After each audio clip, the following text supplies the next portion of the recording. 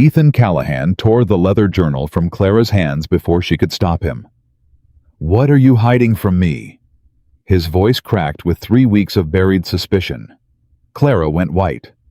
Behind them on the kitchen table sat the banker's letter, 30 days left before Broken River Ranch belonged to a stranger. She reached out, fingers trembling. "If you open that," she whispered, "you may never trust me again." Thunder rolled over the dry Montana hills. Somewhere out past the tree line, a fire was already beginning to catch, and neither of them knew it yet. If you love stories of the American West, filled with love, resilience, and second chances, please subscribe and follow this story to the very end. Don't forget to leave a comment letting me know which city you're watching from. I'd love to know how far this story has come. Ethan Callahan stood in the doorway of the First Territorial Bank with a letter in his hand that felt heavier than any bale of hay he had ever lifted. 30 days. That was all Mr. Hargrove had given him. "I'm sorry, Ethan," the banker said, not looking up from his ledger. "The drought took half the territory's herds this year. Broken River isn't the only ranch behind on its note, but it is the one sitting on my desk today." "I've worked that land since I was 19, Ethan said. "I know. My father built that barn with his own hands." "I know that too." Hargrove finally looked up. There was no cruelty in his eyes. Only the tired weight of a man who had delivered this same news to a dozen other ranchers that season. 30 days, he said again. "Find the money or the bank takes the deed." Ethan didn't answer. He folded the letter, put it in his coat pocket, and walked out into the Montana wind. He rode back to Broken River Ranch in silence. The land stretched out around him dry and cracked the grass more brown than green. Where cattle used to graze in the hundreds, now only a weary handful wandered the fence lines, ribs showing beneath their hides. The barn door hung crooked on its hinge. The windmill hadn't turned properly in a month. 2 years ago, this had been a home. Now it was a grave for everything he'd built. His wife Margaret had died the winter before, last fever. The doctor said, though Ethan sometimes thought it was simply that she'd run out of strength to fight the land alongside him. Since then, the ranch had been a kind of penance. He worked from before sunrise until after the stars came out, as if enough labor could fill the silence she'd left behind. It hadn't. Old Sam Whitfield, the only ranch hand Ethan hadn't yet lost to better-paying outfits, was waiting by the barn when Ethan rode in. "Bank again?" Sam asked. 30 days. Sam spat into the dirt. "That ain't enough time to grow a blade of grass, let alone save a ranch." "I know it." "So, what are you gonna do?" Ethan swung down off his horse and didn't answer right away. He looked toward the house, dark, quiet, empty, in a way that had nothing to do with the number of rooms inside it. "There's a woman," he finally said, "agency out of Pennsylvania. Sends brides west to men who need help running a home and a ranch. I wrote them 2 months back. Didn't think I'd ever answer their letter back." Sam raised an eyebrow. "A mail-order bride?" "Don't say it like that." "I ain't judging Ethan. I'm just saying that's a mighty big decision for a man who hasn't smiled since Margaret passed." Ethan pulled the second letter from his coat, the one that had arrived 3 days earlier alongside the bank's notice, as if fate had a cruel sense of timing. "Her name's Clara Whitmore," he said. "Says she doesn't have money, doesn't have a fancy education. Says she knows how to work and how to keep a home." That's it. That's it. You don't know a thing about her. "I don't know a thing about anyone anymore, Sam." The old man studied Ethan's face for a long moment, then nodded slowly, as if he understood something Ethan hadn't said out loud. "When's she coming in?" 3 days. Sam whistled low. "Well, I suppose you'd best go into town and get that spare room fixed up." Ethan looked at the house again. 3 days. Somewhere in Pennsylvania, a woman he had never met was already packing a suitcase, already boarding a train, already trusting a stranger's letter enough to cross half a country. He didn't know if he was saving his ranch or making the biggest mistake of his life. He suspected deep down that it might be both.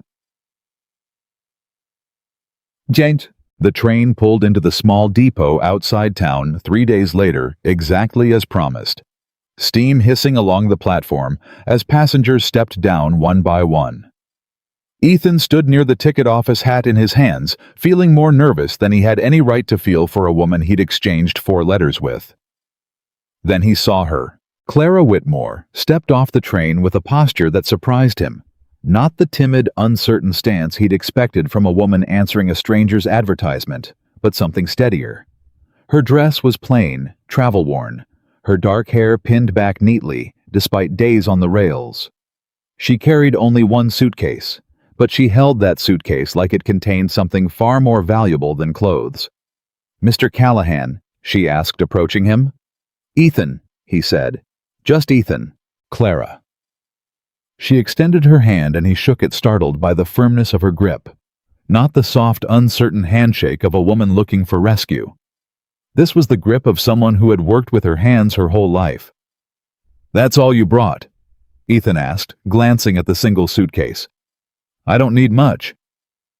"Train rides 4 days from Pennsylvania. Surprised you didn't bring more." Clara's fingers tightened almost imperceptibly around the handle. "I brought what mattered."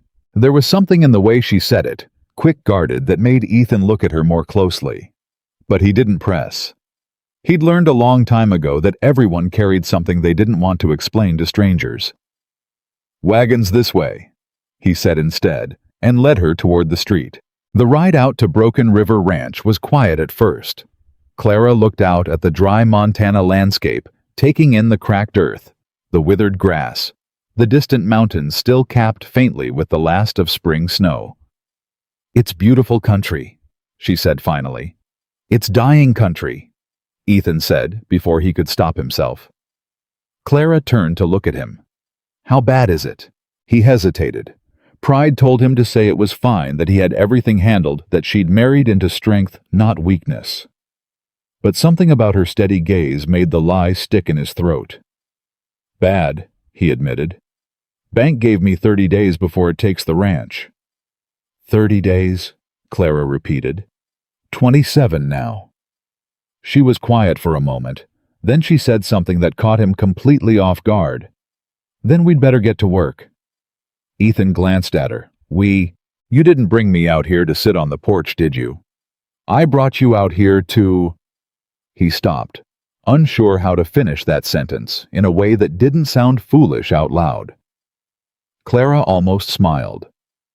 "To keep house. I know. I read the letter you sent Ethan, but I also know how to do more than sweep floors and bake bread." "Is that right?" "That's right." He didn't know what to make of her yet. But there was something in her voice, a quiet confidence that didn't match the fragile picture he'd painted of a desperate mail-order bride, that made him wonder for the first time since Hargrove had handed him that letter, if perhaps he hadn't made a mistake after all.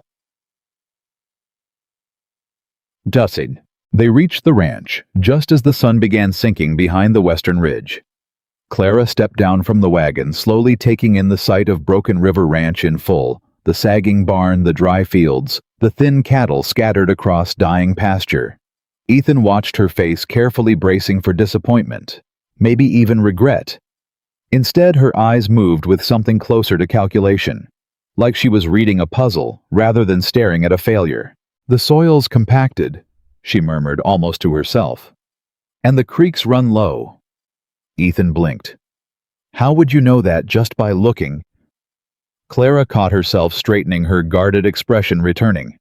"Lucky guess." Didn't sound like a guess. It was. He let it go, though something in his gut told him it wasn't the truth. He led her toward the house instead, showing her the small room that would be hers, modest, clean, but plain, much like everything else about the ranch these days. "Kitchen's through there," he said. "I'll need supper most nights around 6. Sam eats with us too most days. I can manage that. There's a lot that needs managing around here, Clara. I won't lie to you about that."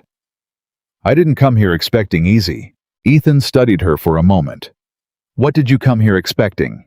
Clara set her suitcase down carefully at the foot of the bed, her hand lingering on the worn leather clasp a moment longer than necessary. "A chance," she said. "That's all." She didn't elaborate.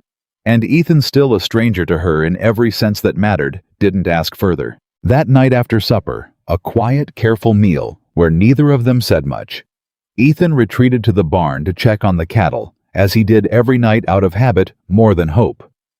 He didn't notice the light still burning in Clara's window long after the rest of the house had gone dark. Inside her room, Clara sat on the edge of the bed, the leather journal open across her lap. The pages were worn soft with age, filled corner to corner with handwriting that wasn't her own careful slanted script, recording decades of knowledge about soil, water, animals, and the slow, patient work of bringing dying land back to life. Her grandmother's handwriting. Clara ran her fingers over one particular page, one particular note, and her throat tightened. "I'll make it work," she whispered to the empty room. "I promise." She closed the journal and hid it beneath her pillow before blowing out the candle. Outside, the wind moved through the dying grass of Broken River Ranch, carrying with it a secret that neither Ethan Callahan nor anyone in that quiet corner of Montana territory yet understood. Jed. The next morning, Clara was awake before the sun. She found Sam in the barn, already tending to the horses, and introduced herself with the same steady confidence she'd shown at the train depot. "You're up early," Sam said, eyeing her. "I like mornings. Most folks who marry into ranch life don't say that till they've been here a year, if they say it at all." Clara smiled faintly. "I'm not most folks." Sam chuckled a low, warm sound. "No, I don't suppose you are." As they worked, Clara insisting on helping, despite Sam's protests, the old ranch hand found himself talking more than he usually did with strangers. He told her about Ethan carefully, the way an old friend protects the privacy of someone he cares about, even while trying to help them. "He wasn't always like this," Sam said. "Quiet. Guarded. Before Margaret passed, this ranch used to have laughter in it. Now it's mostly just work and silence." "How long ago did she die?" "2 winters back. Fever took her fast. Ethan hasn't been the same since. Blames himself, I think, though there wasn't nothing he could have done." Clara absorbed this, quietly filing it away, understanding a little more now about the guarded, tired man who had picked her up at the train station. "He's not a bad man," Sam added. "Just a broken one. Ranch is the only thing he's got left to hold on to, and even that's slipping through his fingers." "Then we'll have to stop it from slipping," Clara said. Sam looked at her sideways. That's what I said."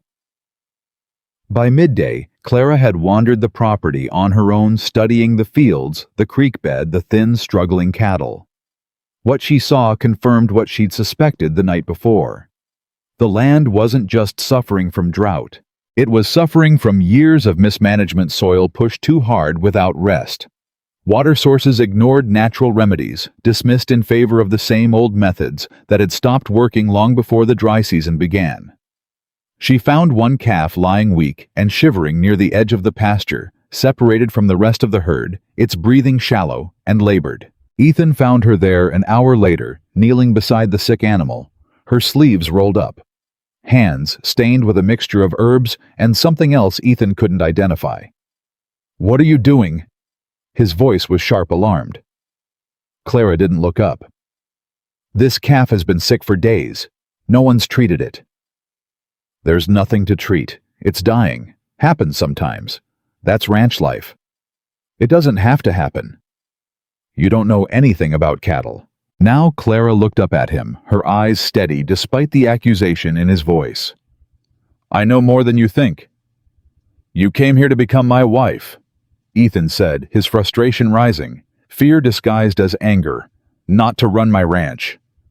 The words hung in the air between them, sharper than he intended. Clara's expression didn't waver, though something flickered behind her eyes, hurt quickly, buried beneath resolve. "Maybe I came here," she said quietly, "because your ranch needed someone who would listen." Ethan opened his mouth to respond, but no words came. He stood there, torn between anger and something he couldn't quite name. A strange, uncomfortable feeling of being seen too clearly by a woman he'd known for less than 2 days. Without another word, he turned and walked away. That night, long after the house had gone quiet, Clara returned to the barn alone, carrying a small lantern and the leather journal tucked beneath her arm. She knelt beside the sick calf again, flipping through worn pages, until she found the entry she needed: her grandmother's careful notes on treating fever and weakness in young cattle remedies, passed down through years of trial failure and hard-won success. She worked quietly through the night, mixing herbs, applying poultices, whispering softly to the frightened animal, as if it could understand her. "Come on," she murmured. "Fight for it. Just like I'm fighting for this place." Exhaustion eventually pulled her into a restless sleep beside the calf's stall, her hand still resting gently against its trembling side. Ethan found her there at dawn. For a moment he simply stood in the barn doorway, watching her sleep beside the animal she had refused to give up on, and something in his chest tightened unexpectedly. Then the calf shifted, its legs weak and useless the day before, pushed against the straw. Slowly, unsteadily, it rose to its feet. Clara woke at the sound, blinking up just in time to see the calf standing wobbling but alive, its dark eyes blinking in the early morning light. "You did it," Ethan said, his voice barely above a whisper. Clara pushed herself up, exhaustion and quiet triumph mixing across her face. "We did it. This little one wanted to live. I just gave it a reason to believe it could." Ethan stared at the calf, then at Clara, something shifting behind his eyes, doubt cracking open just enough to let in the smallest sliver of hope. "How did you know what to do?" he asked. Clara hesitated. For a moment, Ethan thought she might finally tell him the truth about the journal, about her grandmother, about the years of knowledge she'd carried across the country in a single worn suitcase. Instead, she simply said, "I told you. I know more than you think." It wasn't an answer, but it was enough for now to make Ethan look at her differently than he had the morning before. "I'm sorry," he said, "for what I said yesterday." "You were scared," Clara replied. "Scared men say things they don't mean." "I wasn't scared." Clara raised an eyebrow, unconvinced, but said nothing further. Ethan looked at the calf one more time, then back at her. "Show me," he said finally. "Whatever it is you know. Show me how to save this ranch." For the first time since she'd stepped off that train, Clara allowed herself to smile, small, cautious, but real. "All right," she said. "But you're going to have to trust me, Ethan. Really trust me, not just when it's convenient." Ethan hesitated only a moment before nodding. "All right." Neither of them noticed in that fragile moment of new understanding the rider approaching from the eastern road, a well-dressed man on a fine horse watching the ranch through narrowed eyes from a distance, taking careful note of everything he saw. Word traveled fast in a territory as small as theirs, and by the time Ethan rode into town 3 days later for supplies, half the general store already seemed to know that Ethan Callahan's new bride had somehow pulled a dying calf back from the edge of death. "Folks are saying she's got some kind of gift," the shopkeeper's wife, Mrs. Dalton, said as she wrapped Ethan's purchases. "Others are saying it's something else entirely." "Something else like what?" Ethan asked. Mrs. Dalton lowered her voice, glancing around the mostly empty store. "Some are saying she's not what she claims to be, that maybe a woman with that kind of knowledge didn't just learn it keeping house in Pennsylvania." Ethan frowned. "Who's saying that?" "Walter Briggs, mostly." Ethan's jaw tightened at the name. Walter Briggs owned the largest cattle operation in the territory, and he'd made no secret over the years of his interest in acquiring Broken River Ranch's land prime grazing territory that bordered his own sprawling property. Everyone in town knew Briggs had been waiting patient as a vulture for Ethan's ranch to fail so he could buy it for pennies on the dollar. "Briggs doesn't know a thing about my wife," Ethan said. "Maybe not," Mrs. Dalton said carefully. "But he's been asking questions. About where she really came from.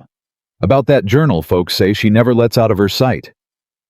Ethan left the store with his jaw set tight, unease settling low in his stomach. He found Walter Briggs waiting near the hitching post outside, as if he'd been expecting this very conversation. "Ethan," Briggs said, tipping his hat with false politeness. "Heard some interesting things about your new bride. Heard you've been spreading interesting things, Ethan replied. Briggs smiled thinly. Just concerned for a neighbor, that's all. A woman shows up out of nowhere, brings your ranch back from the dead. Overnight folks are bound to ask questions. Where exactly did she learn all that? Ethan doesn't seem like the kind of thing a farm girl from Pennsylvania just happens to know. That's none of your business, Walter. Maybe not. Briggs's smile didn't waver. But it might be worth finding out, don't you think? Before you trust her with everything you've got left. Ethan mounted his horse without responding, though Briggs's words followed him the entire ride home, settling into the same uneasy place in his chest that had been growing since he first saw Clara guard that suitcase, like it held something far more dangerous than farming secrets. That evening, Ethan found Clara in the kitchen, the leather journal sitting closed on the table beside her as she prepared supper. "Everything all right?" she asked, noticing the tension in his face. "Walter Briggs was asking questions about you in town today." Clara's hands stilled over the stove. "What kind of questions?" "About where you learned everything you know, about that journal you carry everywhere and never explain." "It's my grandmother's," Clara said quickly. "I told you that. You told me it belonged to her. You never told me what's actually written inside it." Clara turned to face him fully now, something guarded flickering behind her eyes. Again, the same look she'd worn at the train station, the same careful distance she kept whenever the conversation moved too close to the truth she was protecting. "Does it matter what's written inside it?" she asked quietly. "If what I've done here has already helped you, it matters if people in town are starting to wonder whether my wife is hiding something dangerous." "I'm not dangerous, Ethan." "Then tell me the truth, all of it." For a long moment, Clara said nothing. The kitchen filled with tense silence, broken only by the quiet crackle of the fire and the distant sound of wind moving across the dry Montana plains. Finally, she reached for the journal, her fingers resting against its worn leather cover. "There are things in here," she said slowly, "that aren't just about farming." Ethan's pulse quickened. "What kind of things?" Clara opened her mouth to answer, and that was the exact moment they both heard it. The sharp, unmistakable crack of a rifle shot echoing across the ranch, followed immediately by the panicked screams of cattle and the frantic shouting of Sam's voice from somewhere out near the western fence line. Clara's hand froze on the journal. Ethan was already moving toward the door. "Stay here," he ordered. "Ethan, stay here. Clara!" He grabbed his rifle from beside the door and disappeared into the darkness, leaving Clara standing alone in the kitchen, her heart pounding the truth she'd been about to reveal, hanging unfinished in the air behind him. Outside, chaos had erupted across Broken River Ranch. Several cattle had broken through a section of fence, scattering into the darkness, and Sam was struggling to control the rest of the panicked herd alone.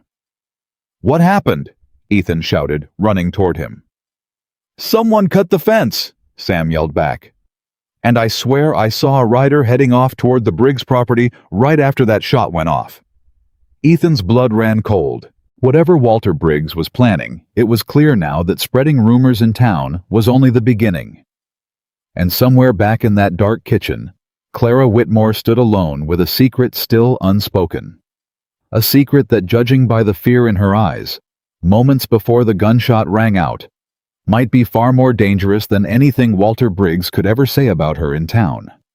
The ranch that had finally begun to heal was now caught between two threats. One that Ethan could see clearly, riding away in the darkness toward Briggs's land, and one still hidden inside the pages of a leather journal Clara had carried across an entire country, protecting it more carefully than she protected herself. The rider was already gone by the time Ethan reached the tree line. Nothing left of him but a fading rhythm of hoofbeats swallowed by the dark. Ethan pulled his horse up hard, chest-heaving rifle still gripped tight in one hand. He scanned the ridge, the black shapes of scattered pine, the empty road curving off toward Briggs's land. Nothing moved. "Come back, damn it!"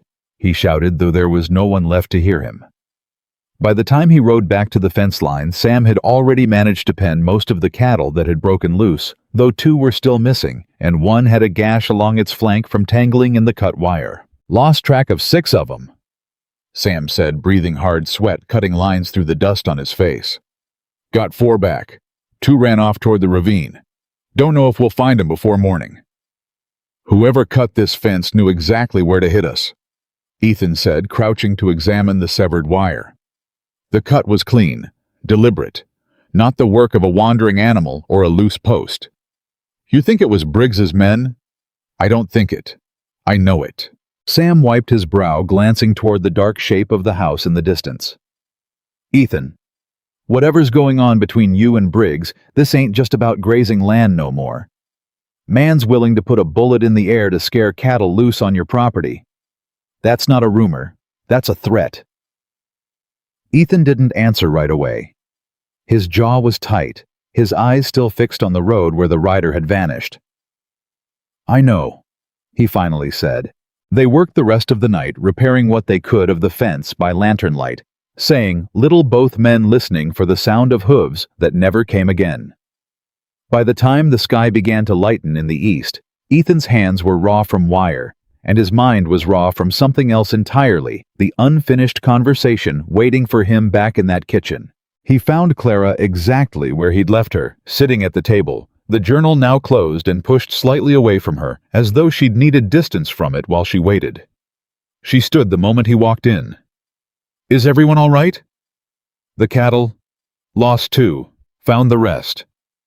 Ethan set his rifle by the door, his voice flat with exhaustion. "Fence was cut on purpose. Rider bolted toward Briggs's land before I could catch him." Clara's face went pale.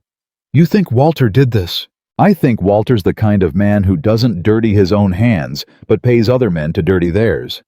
Ethan crossed the kitchen, stopping in front of her, his eyes finally meeting hers again. "You were about to tell me something, before the shot." Clara's fingers drifted toward the journal, then stopped. "I know," she said quietly. "So tell me." "It's not that simple, Ethan. Nothing about tonight was simple." His voice rose frustration and fear, bleeding into each other, until he couldn't tell which was driving him anymore. "Someone shot a rifle into the dark near my cattle. Near you. And you're sitting here protecting secrets like they matter more than your own safety." "They might," Clara said, and something in the way she said it, quiet, certain, almost afraid, made Ethan go still. "What does that mean?" Clara opened her mouth, closed it, opened it again. "It means," she said carefully, "that some of what's written in that journal isn't just about healing sick animals or fixing dead soil. Some of it is about things that happened before I was even born. Things that got people hurt.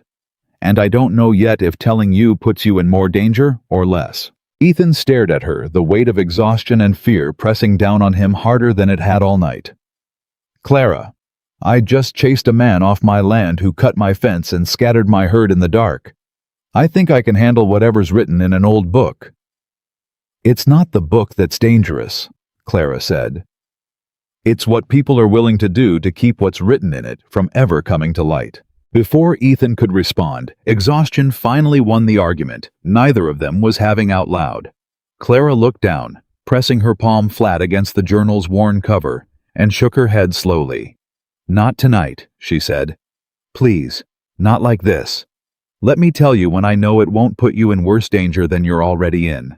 Ethan wanted to push. Every instinct told him to demand the truth right then in that kitchen, with the smell of gunpowder still lingering faintly from the night air outside. But something about the fear in Clara's eyes, real fear, not evasion, stopped him. "All right," he said finally. "Not tonight." He didn't sleep. Neither did she. But for the first time since she'd stepped off that train, they sat together at the same table until dawn, saying nothing, simply present in each other's exhaustion, 2 strangers slowly becoming something neither of them had a name for yet. Walter Briggs arrived at Broken River Ranch 2 days later, riding in with the easy, unhurried confidence of a man who believed he already owned everything he surveyed. Ethan met him at the gate, arms crossed, rifle resting against the fence post within easy reach. "Didn't invite you out here, Walter. Didn't need an invitation." Briggs swung down from his horse, adjusting his hat with the same false politeness he always wore like a second coat. "Heard about your trouble with the fence. Terrible thing. Cattle scattered like that." "Funny you'd hear about it so fast. Small territory, Ethan. News travels. Especially when the man spreading it is the same man who caused it." Briggs's smile didn't waver, though something colder flickered behind his eyes. "That's a serious accusation. You've been telling half the town my wife's a fraud. Now someone's shooting at my cattle in the dark. I don't believe in coincidence, Walter." "Neither do I," Briggs said. "Which is why I came out here myself to offer you a way out before things get worse." "A way out?" "I'll buy the ranch. Fair price. More than fair considering the state it's in. You pay off the bank, walk away with money in your pocket, and you and your new bride start somewhere else. Somewhere easier. This land isn't for sale." "Everything's for sale, Ethan. The only question is the price." Briggs glanced past him toward the house, toward the fields where Clara was visible in the distance, kneeling beside another struggling patch of crops, her sleeves rolled up, hands buried in dark soil. "Your bride's been busy, I hear. Real busy. Awful lot of knowledge for a farm girl from Pennsylvania." "Say what you're trying to say, Walter." Briggs's smile thinned into something sharper. "I'm saying a man ought to know exactly who he's sharing his bed with before he trusts her with everything he's got left. That's all." Ethan's hand drifted closer to the rifle. "Get off my land." Briggs mounted his horse without argument, though he paused once more before turning it toward the road. 30 days is closer to 20 now, Ethan," he said. "Ranch like this doesn't save itself, and not everyone who says they're here to help you actually is." He rode off without waiting for a response, leaving Ethan standing at the gate, with his jaw tight and his mind circling faster than he could control. That evening, Ethan found Sam in the barn mending a section of harness by lantern light. "Briggs came by today," Ethan said. Sam didn't look up. "Figured he might. Man's like a buzzard. Circles closer the weaker something looks. He offered to buy the ranch." Now Sam looked up.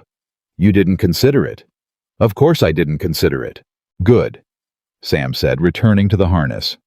"Because that man doesn't want your land for grazing, Ethan. Broken River sits right over the best water access in the whole territory. Everybody knows it. Man's been trying to get his hands on this property since before your daddy passed." Ethan frowned. "You never told me that. Wasn't relevant before. Ranch was doing fine before, but now—" Sam set the harness aside, his expression turning serious. "Now you're vulnerable, and a man like Briggs doesn't let vulnerability go to waste." Ethan looked out toward the fields, toward the fading light, where Clara had spent the entire day working soil that had been dead for years, coaxing something green and stubborn out of ground everyone else had given up on. "There's more going on here than just land, Sam," he said quietly. "Clara said something last night, about the journal, about people getting hurt over what's written in it." Sam's expression shifted, something careful entering his eyes. "What kind of hurt?" She wouldn't say. "Not yet." "Well," Sam said slowly, "maybe it's time you found a way to make her say." The next morning brought a small victory that for a few hours at least pushed the weight of Briggs's visit into the background. Clara had spent days working the western field, the one closest to the creek, testing soil, adjusting drainage, applying mixtures from her grandmother's notes that Ethan still didn't fully understand. That morning, for the first time in over a year, tiny green shoots broke through the surface of ground that had produced nothing but dust and disappointment since the drought began. "Ethan!" Clara's voice carried across the yard, urgent with excitement rather than fear for once. "Ethan, come look!" He found her kneeling in the dirt, fingers gently brushing against a cluster of pale green sprouts, pushing up through soil that had been barren for 2 years. "That's—" Ethan crouched beside her, disbelief coloring his voice. "That's actually growing. The soil needed rest and the right nutrients, not just water," Clara said, unable to keep the pride from her voice. "My grandmother always said dying land isn't dead land." It's just land that's forgotten how to hold on to life. Sometimes it just needs someone patient enough to remind it. Ethan looked at the sprouts, then at Clara. Something shifting in his chest that had nothing to do with crops or cattle or banknotes. "You did this," he said. "We did this?" Clara corrected echoing words she'd said before in the barn over a calf that shouldn't have survived. "You just needed someone to show you the land wasn't finished with you yet." For a moment, neither of them said anything. The morning sun caught the green shoots, caught the dirt still clinging to Clara's hands, caught the unguarded expression on Ethan's face that he usually kept locked away behind exhaustion and grief. "Clara," he said quietly, "about last night. I know, I'm not trying to push you into something you're not ready for, but I need you to understand whatever's in that journal, whatever danger you think it might bring, I'd rather face it standing beside you than lose this ranch not knowing why."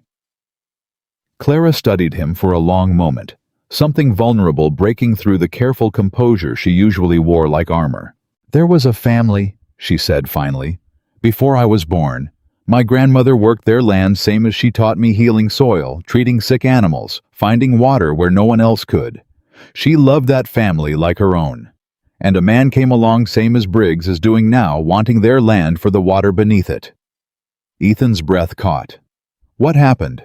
He didn't buy it outright," Clara said, her voice growing quieter, older somehow, carrying weight that didn't belong to a 28-year-old woman.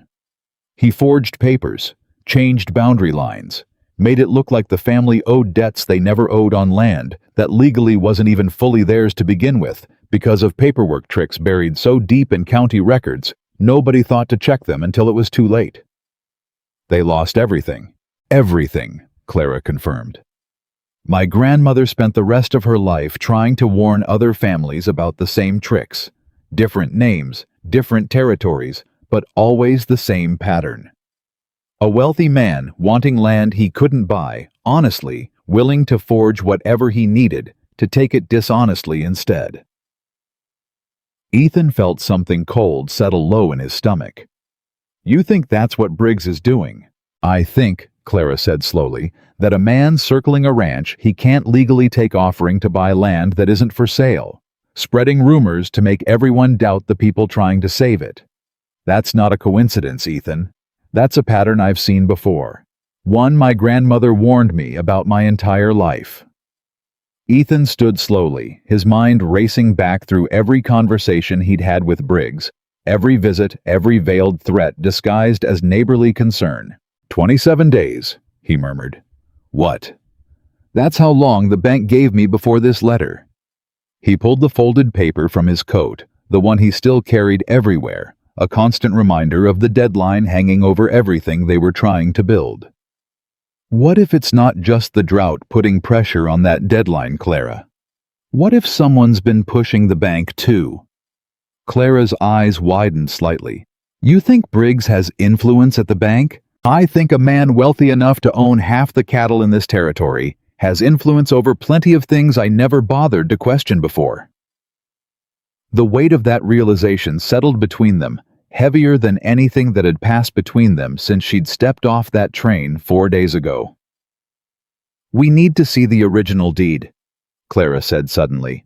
"The boundary records, everything filed with the county." "Why?" "Because if Briggs is doing what I think he's doing, the proof won't be in threats or rumors. It'll be buried in paperwork nobody thought to double-check. That's how my grandmother's family lost everything. Nobody looked until it was too late."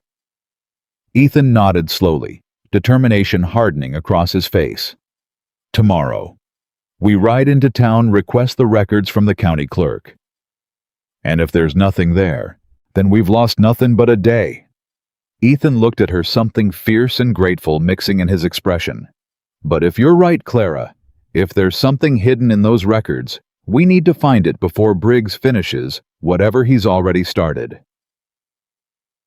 They rode into town early the next morning, the tension between hope and dread hanging heavy over both of them. The county clerk's office was small, cramped with towering shelves of ledgers and land records collecting dust in the corner of the courthouse. Mr. Pruitt, the clerk, was a thin, nervous man who seemed immediately uncomfortable the moment Ethan explained what they were looking for. Broken River Ranch records, Ethan said. Original deed boundary lines, anything filed in the last 2 years. Pruitt's eyes flickered toward the door, then back to Ethan, something guarded entering his expression. That's a mighty specific request, Mr. Callahan. Is there a problem? No problem. Pruitt disappeared into the back room longer than necessary, returning eventually with a thin folder that seemed lighter than Ethan expected for 2 years of legal filings. Here's what we've got on record. Clara took the folder, scanning through the documents quickly, her expression tightening with each page. Ethan, she said quietly, look at this. Cat. She pointed to a section near the bottom of a boundary survey, a filing dated just 4 months earlier, listing an adjustment to the eastern property line, shifting it nearly 200 yards deeper into what had always been considered Broken River land. I never authorized this, Ethan said, disbelief coloring his voice. I never even saw this filing. Pruitt shifted uncomfortably. That filing came through proper channels, Mr. Callahan, signed and notarized. Signed by who? Pruitt hesitated. By you, according to the record. Ethan stared at the signature on the page, his name written in handwriting that was close, disturbingly close, but not quite his own. That's not my signature. Mr. Callahan, I only file what's brought to me. Who brought this to you? Clara's voice cut through the office sharper than Ethan had ever heard it. Pruitt's eyes darted toward the door again, sweat beading along his hairline. I don't recall exactly. Was it Walter Briggs? Ethan asked, his voice low and dangerous. The clerk's silence was answer enough. I need a copy of this filing, Ethan said. Today. Mr. Callahan, I'm not sure that's... Today, Mr. Pruitt. Or I'll bring the territorial marshal down here myself to ask why forged documents are being filed against my property under my name. The word forged hung heavy in the small office, and Pruitt's face went pale enough that Ethan knew without needing further confirmation that Clara's instincts had been right from the very beginning. They rode back to the ranch in tense silence, the copied filing folded carefully inside Ethan's coat, sitting like a loaded weapon against his chest.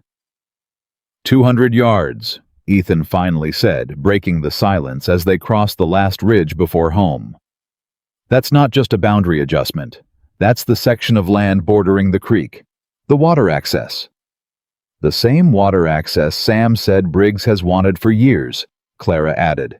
If Briggs forged this filing, shifted the boundary line without my knowledge, then legally, he can claim that section belongs to him, Clara finished.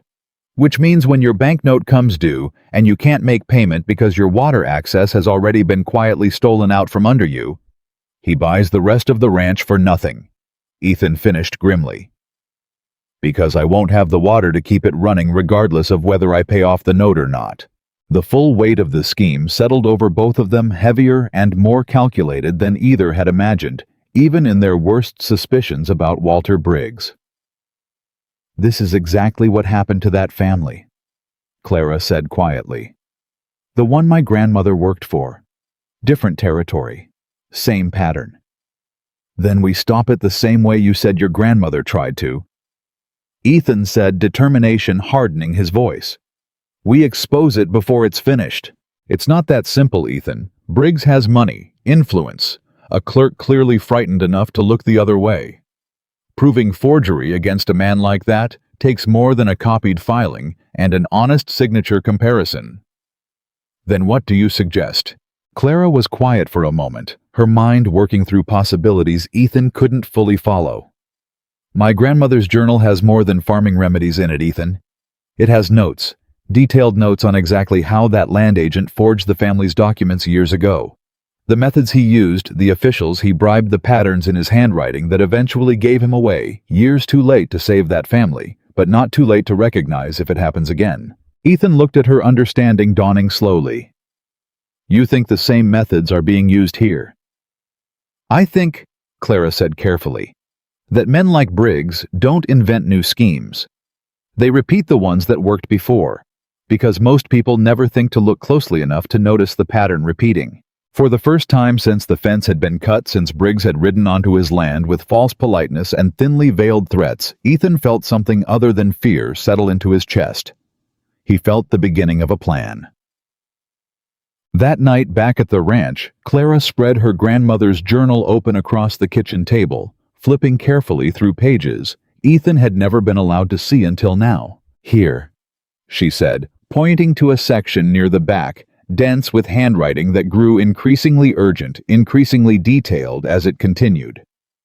This is where she documented everything about the land agent who took that family's property, the forged signatures, the bribed officials, everything she pieced together after it was already too late.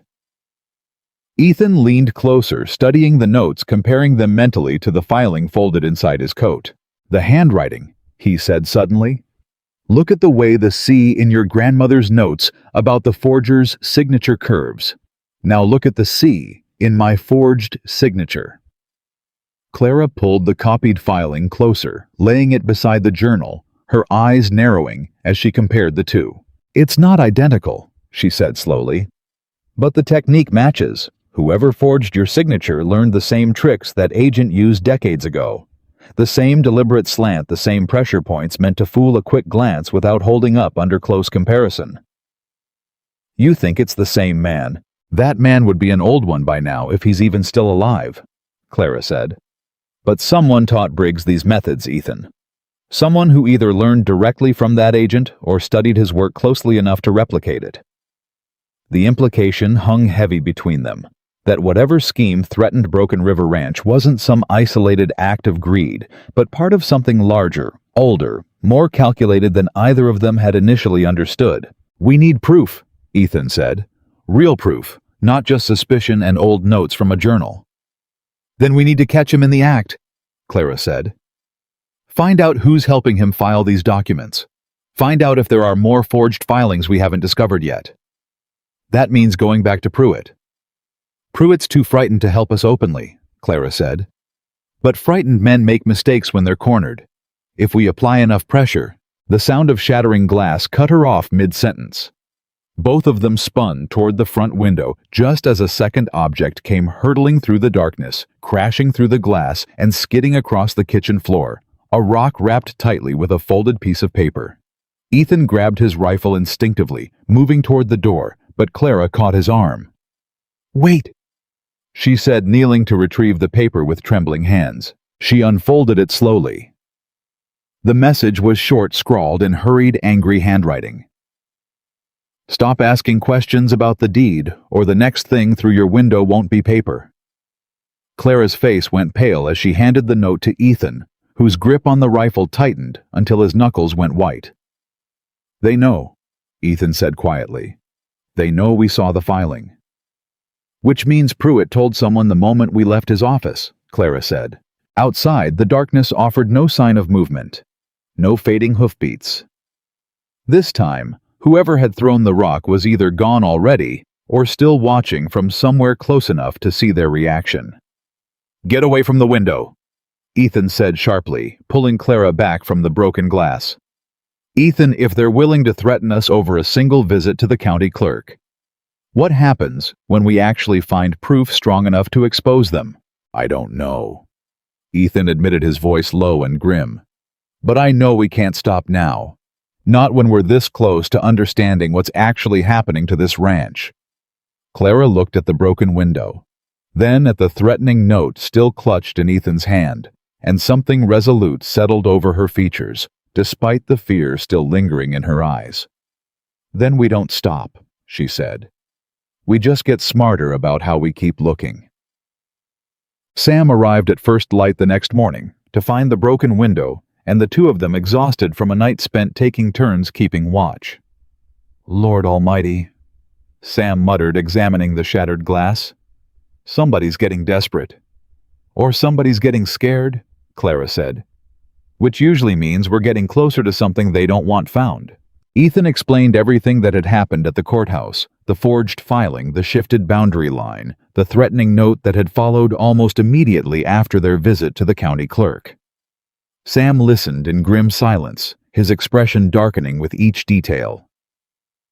I always figured Briggs was ruthless, Sam said finally. Didn't figure him for forging legal documents outright. That's not just greed, Ethan.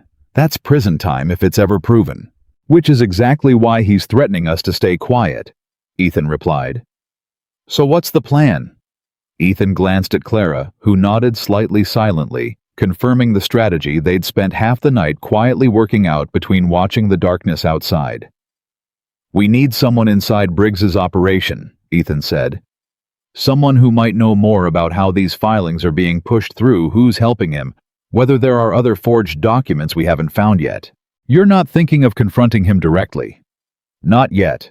First, we need proof strong enough that even a man with Briggs's money and influence can't talk his way out of it.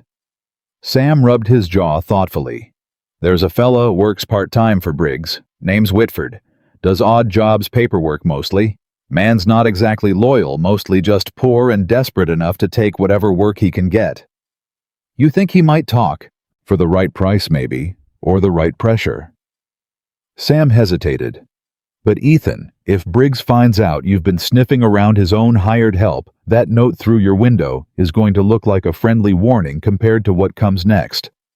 I know the risk, Ethan said. But we're running out of time either way. 25 days now, and that's assuming Briggs doesn't find some way to push the bank's deadline even sooner. Clara stepped forward, determination steady in her voice. Then we move carefully, but we move now. Sam, do you think you could talk to this Whitford quietly? Away from Briggs's men, somewhere he might feel safe enough to actually say something useful? Sam nodded slowly. I can try. Man drinks most nights at the saloon after his shift. Might be able to get him talking if I buy enough rounds. Be careful, Ethan warned. If Briggs suspects you're asking questions on my behalf, I've survived worse than an angry rancher's suspicion. Sam said, though the tightness in his voice betrayed more concern than his words let on. Besides, somebody's got to look out for you two. You're both too stubborn to look out for yourselves properly. Despite the tension pressing down on all three of them, Ethan almost managed a tired smile. Thank you, Sam. Don't thank me yet, Sam said, already moving toward his horse. Thank me once we've actually got something worth taking to the marshal. While Sam rode into town that afternoon, Ethan and Clara worked together clearing debris from the previous night's broken window, and unspoken tension settling between them that had little to do with Briggs or forged documents. You didn't have to tell me everything, Ethan said, eventually sweeping shattered glass into a small pile. About your grandmother, the family that lost everything. I think I did, Clara said.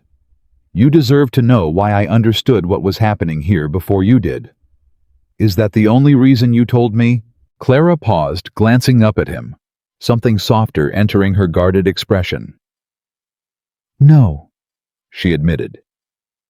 I told you because these past few days, watching you fight for this land, fight for something worth saving, even when everyone around you kept telling you to give up. She stopped, seeming to search for the right words. It reminded me why my grandmother spent her whole life trying to help people like you, and I realized I didn't want to keep secrets from someone fighting that same fight. Ethan set down the broom, studying her with an intensity that made Clara's breath catch slightly. When you first stepped off that train, he said quietly, I thought I was bringing home a stranger to help keep house, and maybe eventually learn to be comfortable around each other. I didn't expect what? I didn't expect to actually start caring what happens to you. He admitted the words rough with vulnerability he clearly wasn't used to expressing. Not just as someone helping save this ranch, but as... He stopped himself, uncertain the walls he usually kept carefully in place, cracking just slightly under the weight of everything they'd been through together in less than a week. Clara stepped closer, her hand finding his fingers, still faintly stained with dirt from days spent coaxing life back into dying soil. I didn't expect to care either, she said softly. But I do, Ethan. More than I probably should this soon. For a long moment, neither of them spoke, the space between them charged with something neither was ready to fully name, yet something fragile and new growing alongside the crops, slowly returning to life in the fields outside. The moment broke when hoofbeats sounded on the road fast and urgent, and both of them turned to see Sam riding in hard, his face grim with news that couldn't wait. "Sam!" Ethan called out, already moving toward him. "What happened?" Sam swung down from his horse before it had fully stopped breathing hard. "Talked to Whitford. Bought him more whiskey than I care to admit." And he confirmed it, Ethan. Briggs has been filing forged documents for months. Boundary adjustments, water rights transfers, all of it disguised as routine paperwork, pushed through with Pruitt's help, whether willing or coerced. Whitford wasn't entirely sure. "That's proof," Clara said, hope brightening her voice for the first time all day. "There's more," Sam said, his expression darkening further. "Whitford said Briggs isn't planning to stop at boundary lines. Said there's a bigger filing coming, something involving the entire ranch deed itself, timed to go through right around when your banknote comes due." Ethan's blood ran cold. "He's planning to forge the entire deed transfer." That's what Whitford said. Didn't know all the details, but he said Briggs mentioned something about making sure by the time the bank forecloses, there won't be anything left worth fighting over, because the land itself will already legally belong to him. The full scope of Briggs's plan settled over all three of them like a physical weight, not just a scheme to steal water rights or shift boundary lines, but a calculated plan to seize the entire ranch through forged paperwork timed perfectly with the bank's deadline to leave Ethan with no legal ground left to stand on. "When is this filing supposed to happen?" Clara asked urgently. Sam hesitated, dread evident in his expression. Whitford wasn't sure of the exact date, but he said Briggs mentioned it needed to happen before the next full moon. Ethan's jaw tightened as he did the mental calculation. "That's 8 days, he said. "We have 8 days to prove what Briggs is doing before he finishes stealing this ranch out from under us with nothing but forged paper and a corrupt clerk too frightened to stop him." The weight of that deadline settled heavy over Broken River Ranch. Heavier than drought, heavier than debt, heavier than anything Ethan had faced since Margaret's death had first left him standing alone against a life that seemed determined to take everything he loved. But for the first time in 2 years, he wasn't facing it alone. Clara's hand found his again, steady, despite the fear evident in her eyes, and Sam stood beside them both, resolute despite his age, and the danger clearly growing with each passing hour. 8 days, Clara repeated quietly. Then we'd better figure out exactly how to stop him before those 8 days run out. None of them noticed in the tension of that moment the faint glow beginning to rise along the distant tree line where the eastern pasture met dry, drought-starved grazing land. A glow that within hours would force all three of them to confront a danger far more immediate and far more devastating than forged paperwork or stolen boundary lines. Sam saw at first a flicker of orange low against the black horizon, faint enough to almost mistake for a trick of tired eyes. "Ethan." His voice had gone tight. "Eastern pasture." Ethan turned, and the flicker became unmistakable the moment he looked directly at it. Flame low and creeping, but spreading fast along the dry grass that stretched between Broken River land and the tree line bordering Briggs's property. "Fire," Ethan breathed. Clara's hand tightened around his. "How did it start? There's been no lightning tonight." "Doesn't matter how it started," Sam said grimly, already moving toward his horse. "Matters that it's moving straight toward your herd and your barn, and this drought's turned every blade of grass between here and there into kindling." Ethan didn't wait for further discussion. He grabbed the nearest bucket, shouting orders before his mind had even fully caught up with the danger unfolding across his land. "Sam, ring the bell. Get every hand within earshot. Clara, get the horses out of the barn now before the wind shifts and traps them inside." Clara was already running. The old iron bell mounted near the well began clanging through the darkness, harsh and urgent, and within minutes, lanterns bobbed to life in the distance, as the few remaining ranch hands who lived nearby stumbled from their bunks, pulling on boots, grabbing whatever tools they could find to fight flame with dirt and desperation. Ethan reached the barn just as Clara threw open the last stall, urging the final terrified horse out into the yard. "The wind's shifting," she said, breathless smoke already beginning to sting the air around them. "It's pushing the fire straight toward the western fields, toward the new crops." Toward the house, too, if it keeps building speed, Ethan said, dread cutting through his voice. They worked through the chaos that followed with a kind of desperate, wordless coordination, beating at spreading flame with wet sacks, digging shallow trenches to slow its advance, hauling water from the well in buckets that felt woefully small against a fire growing hungrier by the minute. "It's not enough," one of the hands shouted, his voice cracking with panic.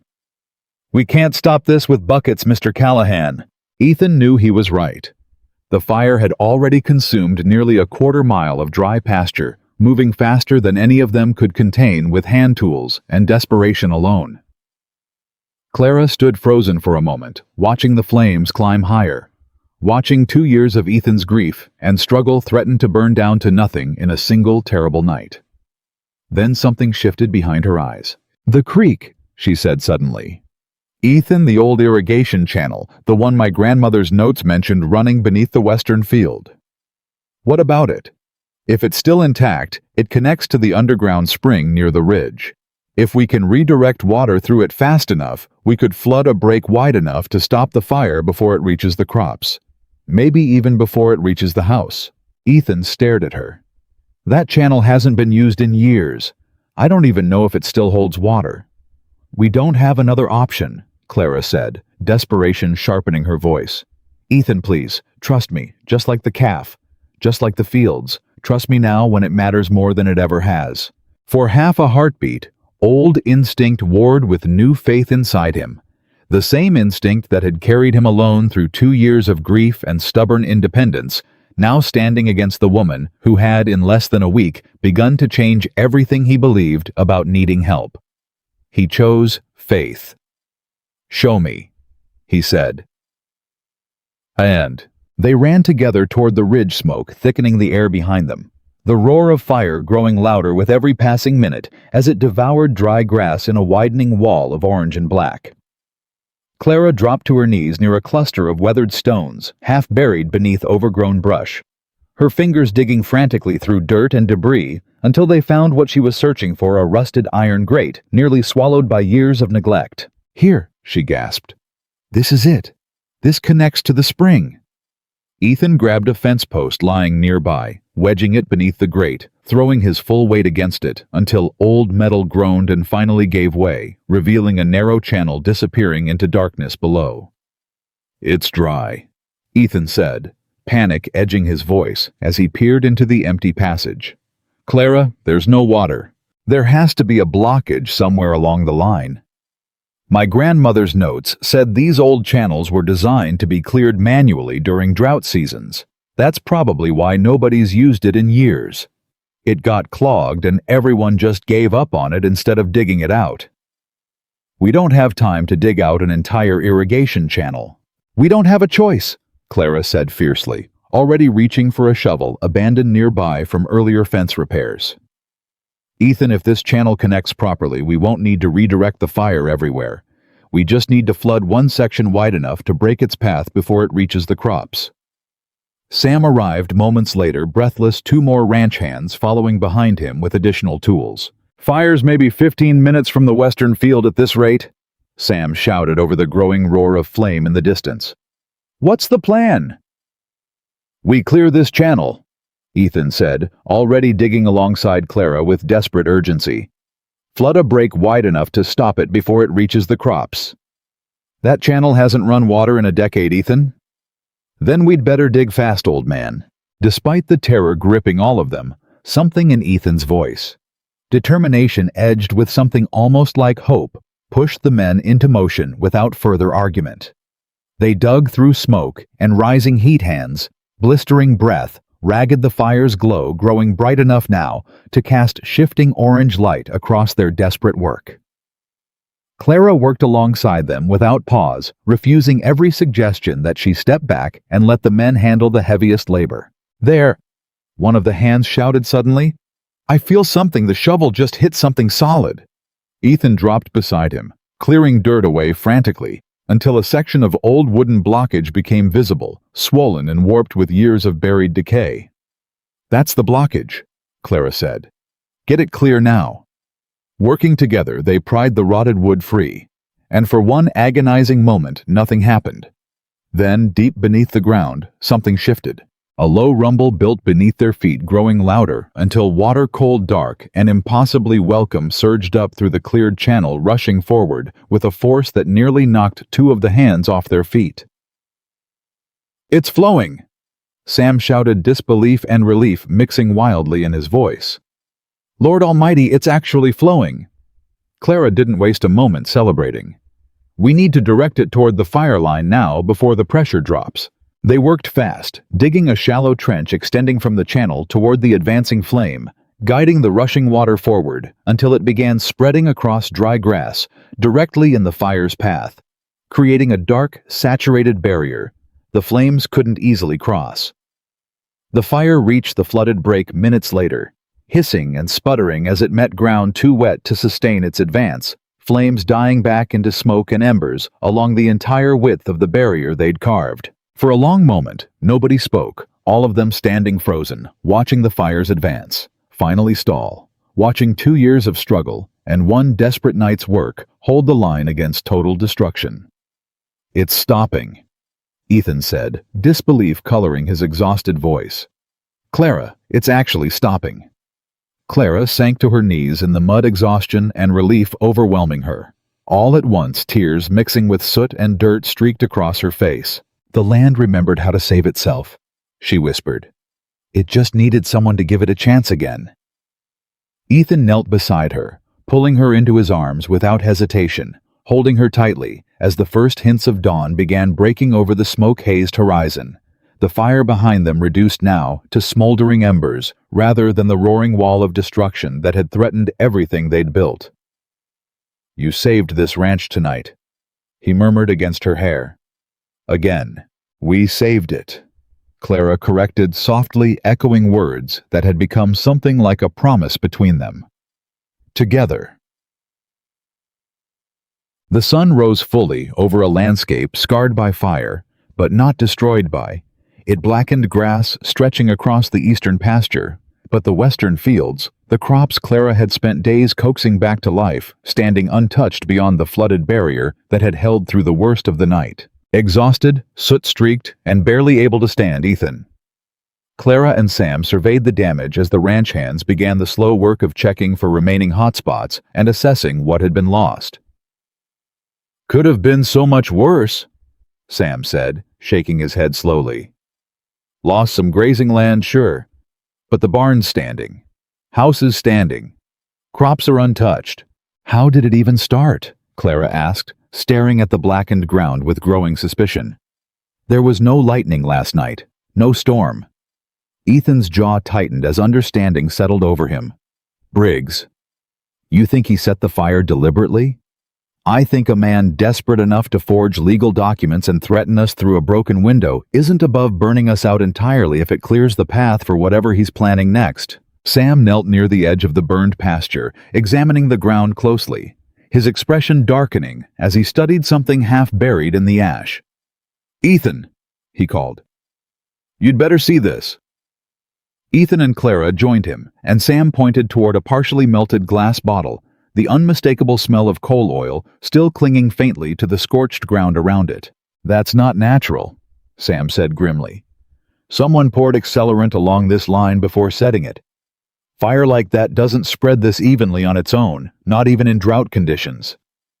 Clara's face went pale. "He tried to burn us out."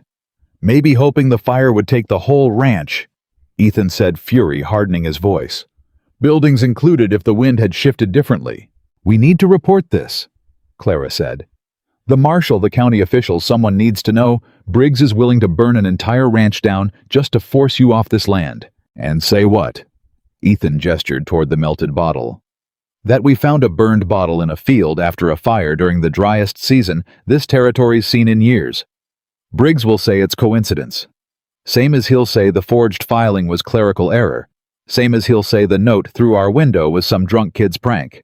Then we need more than suspicion," Clara said, determination hardening beneath her exhaustion. "We need proof strong enough that even Briggs's money can't talk his way around it." "We have 7 days left before he pushes through that deed transfer," Ethan said. 7 days to find proof of forgery, prove arson, and somehow convince a corrupt clerk to testify against the man clearly paying him to look the other way. The weight of that impossible timeline settled heavy over all three of them, made heavier still by exhaustion, smoke-stung lungs, and the growing realization that Walter Briggs was far more dangerous and far more determined than any of them had initially understood. Word of the fire spread through town faster than the flames themselves had spread across Ethan's pasture, and by the time Ethan rode in for supplies 2 days later, the whispers waiting for him were far different from the cautious sympathy he might have expected. "Awful convenient," he overheard one man mutter near the feed store. "Fire breaking out right after that new bride of his went snooping through county records. Heard she's not even from Pennsylvania," another voice added. "Heard she's running from something back east. Some kind of trouble." Ethan turned sharply toward the men, recognizing them as ranch hands who worked unsurprisingly for Walter Briggs. "You got something to say to my face," Ethan said. "Say it now." The men fell silent, exchanging uneasy glances before mumbling excuses and moving quickly away. But the damage of their whispered rumors had already taken root, spreading through town with the same speed and destructive momentum as the fire itself. By midday, it was clear the rumors had reached further than Ethan expected. Mrs. Dalton at the general store, usually warm and welcoming, greeted him with careful, guarded politeness that hadn't been there before. "Heard about the fire," she said, wrapping his purchases without quite meeting his eyes. "Terrible thing. Folks are saying all sorts of things about how it might have started." "What are folks saying exactly?" Mrs. Dalton hesitated. "Some are saying your wife's journal isn't just farming remedies, Ethan. Some are saying she might be running from trouble back east, and that trouble finally caught up with her out here." "That's Briggs's talk," Ethan said flatly. "Man spreading lies to distract from the fact that he's the one who set that fire trying to burn us off our own land." "Maybe so," Mrs. Dalton said quietly. "But folks are scared, Ethan. Fire like that spreading during drought season, it could have taken half the territory if the wind had shifted wrong. People want someone to blame, and your wife showing up out of nowhere with all that unexplained knowledge carrying a journal nobody's allowed to see. She saved my ranch, Mrs. Dalton. Twice now. A calf that should have died. A fire that should have destroyed everything I've got left. That's not the work of someone dangerous." "I believe you," Mrs. Dalton said gently, "but belief doesn't always travel as fast as fear does. You'd best be careful, Ethan. Briggs has more friends in this territory than you might think, and fear's an easy thing for a man like that to use against people who don't know any better." Ethan rode home heavy with the weight of everything he'd heard, finding Clara in the western field, checking on crops that had somehow survived the fire's advance, her expression tightening the moment she saw his face. "What happened?" "Town's talking," Ethan said. "Briggs has people spreading rumors that you're running from trouble back east, that maybe you had something to do with the fire yourself." Clara's hands stilled over the soil. "They think I set the fire. Some might. Others are just scared enough to believe whatever story sounds most convenient." Ethan crouched beside her, exhaustion and frustration heavy in his voice. "Clara, I need you to tell me everything. All of it. Whatever you were about to say before the fence got cut. Whatever's really written in that journal. If we're going to fight this, I can't have half the story anymore." Clara was quiet for a long moment, studying the crops around her. Proof, undeniable proof, of everything she'd given this ranch since stepping off that train less than 2 weeks earlier. "All right," she said finally. "Come with me." They walked back to the house together, and Clara retrieved the journal from where she'd kept it hidden beneath her pillow every night since arriving, setting it carefully on the kitchen table between them. "My grandmother wasn't just a farmer," she began. She was known in certain circles as someone who could recognize land fraud before it happened. After watching that family lose everything to forged documents, she spent years studying the patterns, how forgers copied signatures, how they bribed officials, how they timed their schemes around debts and deadlines to make legal theft look like unfortunate circumstance. That's what's in the journal, patterns of fraud. Some of it, But there's more, Ethan. Clara's voice dropped lower, careful. My grandmother eventually discovered the land agent responsible for that family's ruin wasn't working alone. He was part of something larger, a network of men across several territories, sharing methods, sometimes even sharing profits when schemes succeeded. She spent years trying to expose them, gathering evidence, building a case strong enough to bring to territorial authorities. Did she succeed? Clara's expression darkened. She died before she could finish. Sudden illness, the doctor said. But my mother always believed. She stopped, swallowing hard. My mother always believed she was poisoned, silenced before she could expose the men she'd spent years investigating. Ethan felt cold settle deep in his chest. Clara, if that's true. I don't know if it's true, Clara said quickly. I was young when she died. All I have is my mother's suspicion and this journal filled with evidence my grandmother never got to use.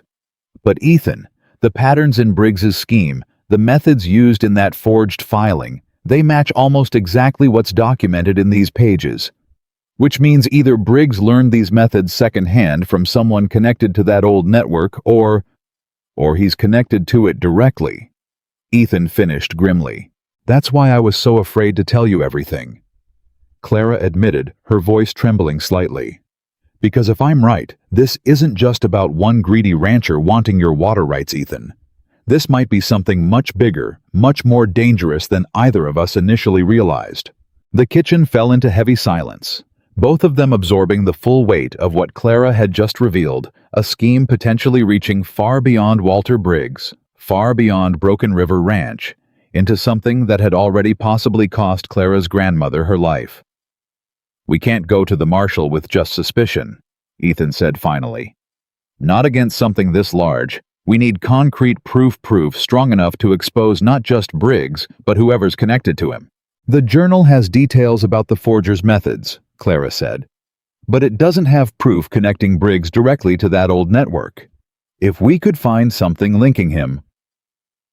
A knock at the door interrupted them, sharp and unexpected. Ethan grabbed his rifle instinctively before crossing to answer it, finding Mr. Pruitt standing nervously on the porch, glancing anxiously over his shoulder as though worried he'd been followed. Mr. Callahan, Pruitt said quickly, his voice tight with fear. I need to speak with you, privately if possible. Ethan glanced back at Clara, who nodded slightly before stepping outside to join the trembling county clerk. What is it, Pruitt? I've been thinking about what happened at the courthouse, Pruitt said, wringing his hands nervously. About the filing you found the forged signature. I haven't been able to sleep since Mr. Callahan. I've done things I'm not proud of, filing documents I knew weren't right because Briggs made it clear what would happen to my family if I didn't cooperate. You're saying he threatened you. I'm saying. Pruitt said, his voice dropping to barely a whisper. That I kept copies. Every filing I've ever processed for Briggs that felt wrong, I've kept copies hidden away just in case I ever needed proof that I wasn't acting willingly. Ethan's pulse quickened. You have proof. I have enough to show a pattern, Pruitt said. Enough to prove Briggs has been forging documents for months, targeting several ranches across this territory, not just yours. But Mr. Callahan, if I hand this over, if Briggs finds out, you'll be protected, Ethan said firmly. Whatever it takes. Pruitt hesitated, fear and guilt warring visibly across his tired features. There's something else you should know, he said finally. Something I overheard Briggs discussing with a man who visited his office last week. A man I didn't recognize but who Briggs seemed to answer to rather than the other way around. Clara, who had stepped quietly onto the porch to listen, moved closer. What did you hear? They were discussing more than just your ranch, Pruitt said. They mentioned other properties, other territories. And they mentioned a name, Whitmore. Said something about making sure the Whitmore woman didn't finish what her grandmother started. Clara went completely still, color draining from her face. They know who I am, she whispered. They know about my grandmother's investigation. Pruitt nodded grimly. Whoever this network is, Mrs. Callahan, I don't think Briggs is the man in charge of it. I think he's answering to someone else. Someone who's been watching you far more closely than any of us realized. That night, after Pruitt had left with promises of protection and a fragile agreement to hand over his hidden copies of forged filings, Ethan and Clara sat together in the kitchen, the full weight of everything they'd learned pressing down heavier than exhaustion, heavier than fear. "They know about the journal," Clara said quietly. "They know I might have evidence connecting my grandmother's old investigation to whatever's happening here now. Which means we're not just fighting for the ranch anymore," Ethan said. "We're fighting whoever's been protecting this network for years, whoever might have—" He stopped, unwilling to finish the thought. Clara had already voiced herself about her grandmother's suspicious death. "I'm scared, Ethan." Clara admitted, her voice smaller than he'd heard it since she'd stepped off that train. "Not just for the ranch anymore. For you. For Sam. For everyone who's gotten pulled into this because I brought that journal into your life." Ethan reached across the table, taking her hand gently. "You didn't bring danger into my life, Clara. You brought hope. The danger was already here, circling this ranch long before you arrived. You just gave us the knowledge to finally see it clearly. What if it's not enough? What if whoever's really behind this is too powerful, too well protected, and all we manage to do is expose ourselves without actually stopping them? Then at least we'll have tried," Ethan said firmly. "At least we won't have stayed silent and let them destroy another family the way they destroyed the one your grandmother tried to save." Clara studied him for a long moment, something fierce and grateful breaking through her fear. "When did you become so certain about all this?" "A week ago, you barely trusted me enough to explain what was written in my own journal. A week ago," Ethan said quietly. "I hadn't watched you save a dying calf through sheer stubborn will. Hadn't watched you bring dead soil back to life with nothing but patience and knowledge most people would have dismissed as impossible. Hadn't watched you dig water out of the ground with your bare hands to save my entire ranch from burning to ground." He squeezed her hand gently. "I trust you, Clara. Completely. Whatever happens next, we face it together." For a moment, the fear and exhaustion pressing down on both of them eased slightly, replaced by something steadier, something that felt, despite everything working against them, dangerously close to hope. Then, Sam's voice broke through the quiet, urgent, and breathless as he burst through the front door without bothering to knock. "Ethan, Clara, you need to come outside now." They followed him out into the yard, where 3 riders sat mounted near the gate, their faces obscured by darkness and hat brims pulled low, silent and watching with an intensity that sent immediate chills through Ethan's chest. "Who are you?" Ethan called out, rifle already in hand. "What do you want?" None of the riders answered directly. Instead, the man positioned in the center simply tipped his hat, a gesture that felt less like courtesy and more like calculated warning. "Mrs. Callahan," he said, his voice smooth and unfamiliar. "Your grandmother caused a great deal of trouble for people who don't forgive easily. We'd hoped, given time, you might have chosen a different path than the one she walked." Clara's breath caught. "Who sent you?" The rider smiled thinly, though the expression never reached his shadowed eyes. "Consider this a courtesy, given how highly certain people regarded your grandmother's persistence. Stop digging into matters that don't concern you. Convince your husband to accept Mr. Briggs's offer. Walk away from this ranch, this territory, and this investigation before persistence becomes as costly for you as it was for her." Ethan raised his rifle instinctively, but the rider simply raised a calm hand, unbothered by the threat. "We're not here for violence tonight, Mr. Callahan. Simply a warning delivered out of respect for the trouble your wife's family caused people far more patient than you'd care to imagine." His eyes shifted back to Clara, cold and deliberate. 5 days, Mrs. Whitmore. Walk away before the full moon, or we'll ensure this ranch burns to ground with far less mercy than last time." Without waiting for a response, the 3 riders turned and vanished into the darkness, leaving behind nothing but the pounding of hooves fading into silence and the paralyzing weight of a threat that had just confirmed everything Clara feared about the danger she'd unknowingly carried across an entire country. Clara's knees buckled slightly, and Ethan caught her before she could fall, holding her tightly, as tremors of fear finally broke through the composed strength she'd maintained since stepping off that train nearly 2 weeks earlier. "They know everything," she whispered against his chest. They know about my grandmother, about the journal, about what happened to that family all those years ago. I know, Ethan said, his voice steady despite the fear gripping his own chest. But Clara, listen to me. We're not walking away. Not from this ranch, and not from finishing what your grandmother started. Ethan, they threatened to burn everything again, worse than last time. Then we'll be ready this time, Ethan said fiercely. We have 5 days, Clara. 5 days to gather every piece of evidence Pruitt can give us, every pattern documented in your grandmother's journal, everything we need to expose Briggs, and whoever's standing behind him before that full moon gives them the chance to finish what they started tonight. Sam stepped closer, his weathered face set with grim determination despite his age. Whatever you two decide, I'm standing with you. Watch this ranch nearly die once already under grief and drought. I'll be damned if I watch it die a second time under threats and forged paper.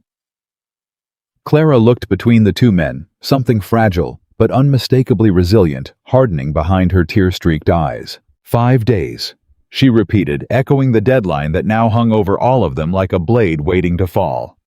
Then we'd better make sure every single one of them counts. Overhead clouds shifted briefly, revealing a moon nearly full, casting pale light across a ranch that had already survived fire forgery and threats, but which now stood facing its most dangerous test. Yet with only 5 days remaining before everything Clara Whitmore had risked to protect might finally catch up with all of them at once. Nobody slept that night. Ethan kept watch by the window until the moon dropped low behind the Ridge rifle across his knees, listening for hoofbeats that never came. Clara sat across from him at the kitchen table, the journal open, but unread, her eyes fixed instead on the door, as though the 3 riders might return at any moment to make good on their warning. 5 days, she said quietly somewhere past midnight. That's not enough time to prove anything, Ethan. Not against men who've had years to hide their tracks. It's enough time if we stop trying to prove everything, Ethan said. We don't need the whole network. We just need enough to stop Briggs before that full moon. The rest can come after. And if there is no after, if whoever's standing behind Briggs decides 5 days is 5 days too many, Ethan set the rifle down and reached for her hand across the table. Then we make sure they regret ever riding onto this land. Clara almost smiled, though the fear behind her eyes didn't fully leave. That's not a plan, Ethan. That's a threat. Right now, it's the only thing keeping me from riding straight to Briggs's front door and putting an end to this myself. Which is exactly why we need Sam, Clara said, and why we need to be smarter than desperate. At first light, Sam arrived already. Saddled, already grim with purpose, and the 3 of them sat together at the kitchen table, mapping out what little time remained. There's a territorial marshal stationed 2 towns over, Sam said. Marshal Cole. Known him 20 years. Honest as they come, which in this territory is rarer than good rain. Would he listen to us? Clara asked. Against a man with Briggs's money and influence. Cole doesn't care much for money or influence, Sam said. Cares about evidence. Real evidence, not suspicion, and old family stories. Then we get him evidence, Ethan said. Pruitt's copies, the forged filing, whatever proof Whitford can add to it. That's still not enough to touch whoever's standing behind Briggs, Clara said. The men who came last night, they weren't Briggs's usual hired hands. They spoke like men used to giving orders, not taking them. Sam's expression darkened. You think Briggs answers to someone? I think, Clara said slowly, that my grandmother spent the last years of her life chasing a network far bigger than one rancher wanting water rights. And I think last night proved that network is still very much alive and still very much aware of exactly who I am. The weight of that realization settled over the kitchen like smoke that hadn't finished clearing. Then we start with what we can prove, Ethan said finally. Pruitt, today, before Briggs finds a way to silence him the way he tried to silence us. What? They found Pruitt at the courthouse just after it opened, his hands trembling as he pretended to sort through filing ledgers, his eyes darting toward the door every few seconds, like a man who hadn't slept in days. Not here, he whispered the moment he saw them approach. Briggs has men watching the courthouse now. Meet me tonight. The old grain mill outside town after dark. I'll bring everything I have. Pruitt, Ethan started. Please, Mr. Callahan. Pruitt's voice cracked with barely controlled panic. If they see us talking, if they even suspect... He didn't finish the sentence. He didn't need to. Ethan nodded once, and Pruitt disappeared back into the shadows of the courthouse, leaving Ethan and Clara standing on the street with nothing but a time and a place, and the growing certainty that every hour now carried real immediate danger. They rode home in silence, the town's earlier whispers following them, even past its edges, faces turning away doors, closing a little too quickly as they passed.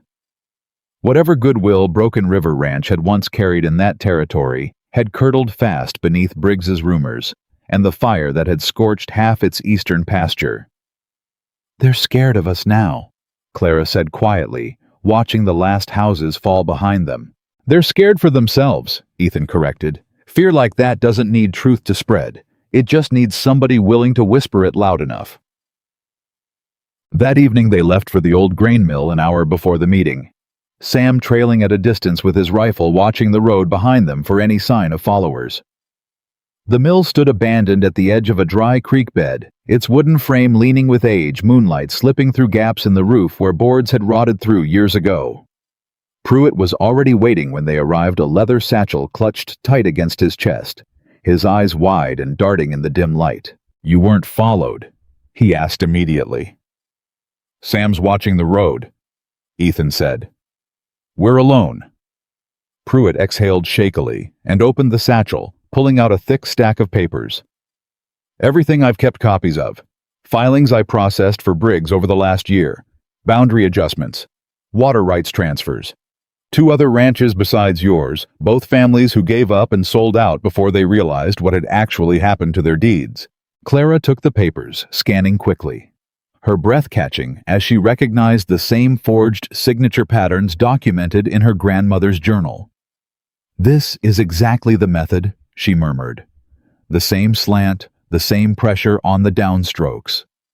Whoever's teaching Briggs these techniques learned them from the same source my grandmother spent years investigating. There's more, Pruitt said, lowering his voice even further. A name. I found it on a payment ledger Briggs left in my office by mistake. A name he's been sending money to regular as clockwork disguised as consulting fees.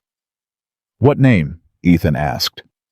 Pruitt hesitated, glancing toward the darkness beyond the mill's broken walls, as though the name itself might summon danger simply by being spoken aloud. Sutter, he finally said. Reginald Sutter. Clara went rigid, the papers trembling slightly in her hands. Clara! Ethan reached for her, alarmed by the sudden color draining from her face. What is it? That's him, Clara whispered. The land agent. The one who took everything from that family my grandmother worked for. The one she spent her whole life trying to expose. Her eyes lifted to Ethan's wide with a mixture of vindication and terror. He's still alive. He's still operating. And he's the one standing behind Briggs. The revelation hit the small group like a physical blow, silence stretching taut between them as the full scope of what they were truly facing finally came into complete focus. If Sutter's been paying Briggs to file these forgeries, Ethan said slowly, then Briggs isn't the mastermind here. He's just the local face of something much bigger. Which means, Clara added, that even if we stop Briggs, Sutter simply finds someone else somewhere else and keeps doing exactly what he's been doing for 30 years.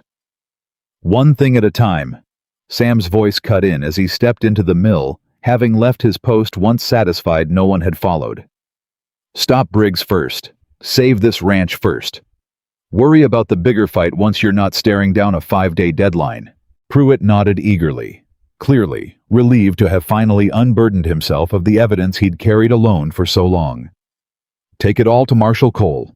Everything's there enough to prove the pattern, enough to prove Briggs has been running this scheme against multiple ranches, not just yours. Thank you, Pruitt, Ethan said, gripping the man's trembling hand firmly. This took courage. It took fear finally outweighing cowardice. Pruitt said quietly.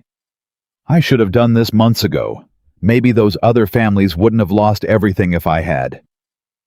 Before anyone could respond, the unmistakable creak of a floorboard sounded from somewhere deeper inside the abandoned mill. All four of them froze. "Sam?" Ethan whispered. "Thought you said we weren't followed." "We weren't." Sam breathed, already reaching for his rifle. Not from the road, anyway. A shape moved in the darkness near the old grinding wheel, and before anyone could react, a figure lunged from the shadows, slamming into Pruitt and sending the satchel of evidence scattering across the dusty floor. "Pruitt, you snake!" the man snarled, and in the dim moonlight filtering through broken boards, Ethan recognized one of the riders from the night before, the same cold, calculated voice that had delivered their 5-day warning. Ethan moved instinctively, tackling the man before he could reach for the weapon at his hip, the two of them crashing hard against the old wooden floor. Clara scrambled to gather the scattered papers, while Sam raised his rifle toward the darkness, watching for any sign of additional attackers. "There's more of them," Pruitt gasped, scrambling backward, terror overtaking whatever courage had brought him there that night. "They followed me. Not you. I saw a rider trailing me from town." The man beneath Ethan twisted violently, driving an elbow into Ethan's ribs, hard enough to knock the breath from his lungs. Ethan grunted, but held on, using every ounce of ranch-hardened strength to pin the man's arms as Clara finished gathering the last of the scattered papers. "Ethan!"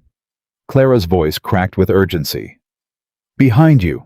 Ethan turned just in time to see a second man emerging from the mill's rear entrance, pistol already raised. Sam fired first, the shot cracking through the old wooden walls, forcing the second attacker to duck back through the doorway rather than press his advantage. "Go!" Sam shouted. "Get the evidence out of here now. I'll hold them." "Sam, we're not leaving you." "This ain't a discussion, Ethan. Take Clara and that satchel and ride before more of them show up." The man Ethan had pinned finally broke free, scrambling toward the darkness and disappearing through a gap in the mill's broken wall, clearly more interested in escape than continuing a fight that had already gone badly wrong. Ethan grabbed Clara's hand, pulling her toward their horses, tethered outside, while Sam covered their retreat with his rifle, firing another warning shot into the darkness to discourage pursuit. They rode hard through the night, evidence clutched tight against Clara's chest, hearts pounding with adrenaline and fear long after the mill had disappeared behind them. They didn't stop until they reached the ranch, and even then, none of them fully relaxed until Sam finally rejoined them an hour later, exhausted but unharmed, having successfully discouraged further pursuit through the darkness. "Pruitt?" Ethan asked immediately. "Ran off toward town the moment the shooting started," Sam said, dismounting heavily. "Don't know if he made it home safe or if Briggs's men caught up with him." Clara's face tightened with worry. "If they catch him, then we've lost our only witness inside the county clerk's office," Ethan finished grimly. "We still have this," Clara said, holding up the satchel of evidence, slightly crumpled but intact. "Everything he gave us before they attacked." Ethan looked at the papers, then at Clara's exhausted, soot-streaked face, and something fierce and protective hardened behind his eyes. "Tomorrow," he said, "we ride to Marshall Cole first thing. We don't wait any longer." "What about Pruitt?" Sam asked. "If they hurt him because of what he gave us, then Cole needs to know that too," Ethan said. "Every piece of this. The forged filing, the fire tonight's attack, the threat from those riders. All of it together might finally be enough to force action, even against a man with Briggs's money." Clara sank into a kitchen chair, exhaustion finally catching up with the adrenaline that had carried her through the night. 5 days is starting to feel like 5 minutes. Ethan knelt beside her, taking her hands gently in his. "We're closer than we were yesterday, closer than we were an hour ago even. Don't lose hope now, Clara. Not when we're finally starting to see the whole picture clearly." "I'm not losing hope," Clara said quietly. "I'm just afraid of how much it might cost before this is finally over." Neither of them slept much that night, taking turns keeping watch, the weight of everything Sutter's name represented, pressing heavier with every passing hour.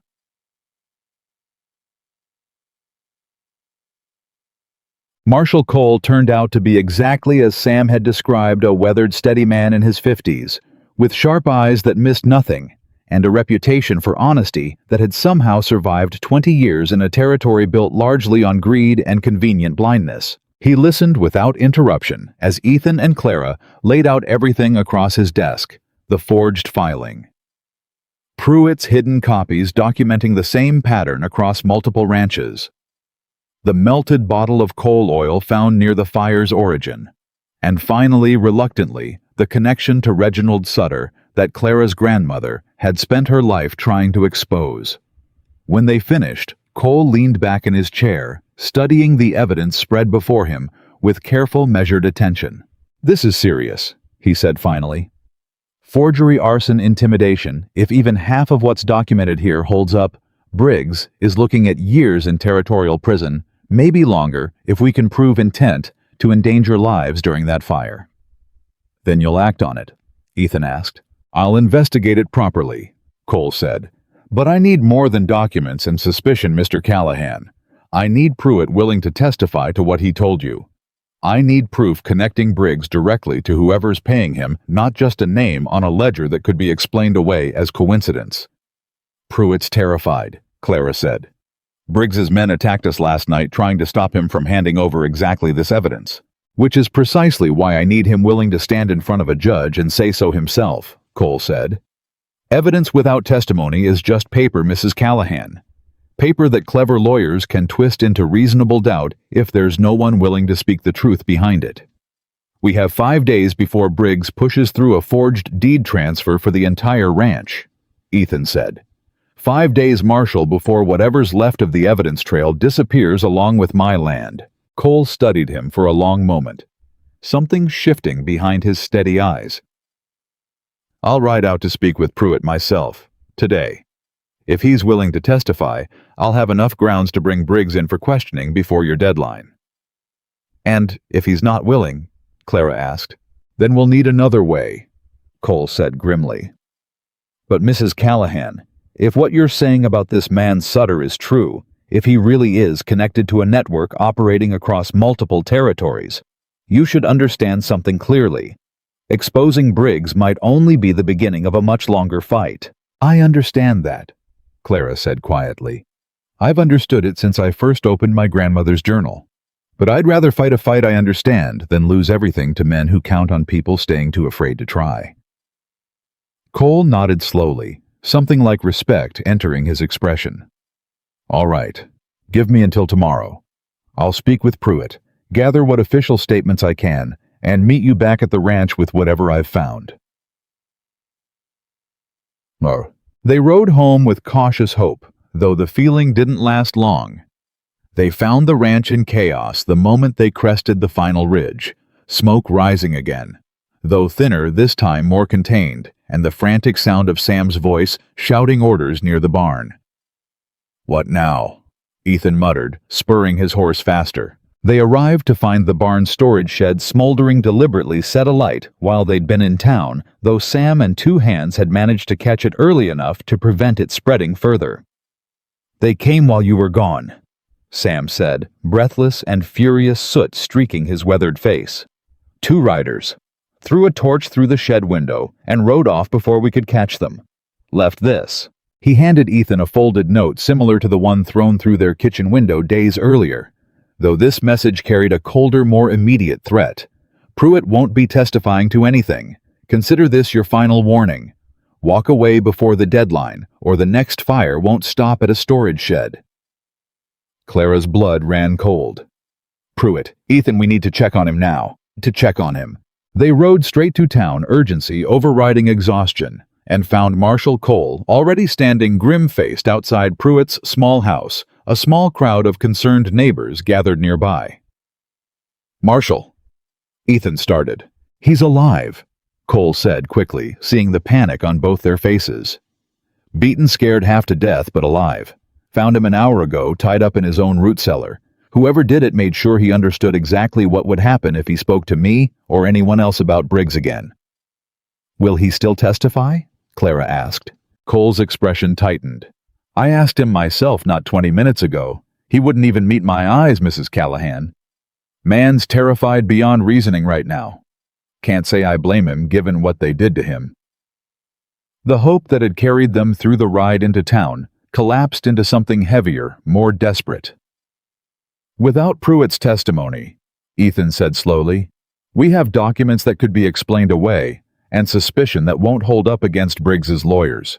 That's about the size of it, Cole admitted grimly. I'm sorry. I wish I had better news. Clara stared toward Pruitt's house, guilt and fury tangling together in her chest. This is my fault. If I'd never come here, never brought that journal. Don't, Ethan said, firmly gripping her shoulders. Don't you dare take responsibility for what men like Briggs and Sutter chose to do.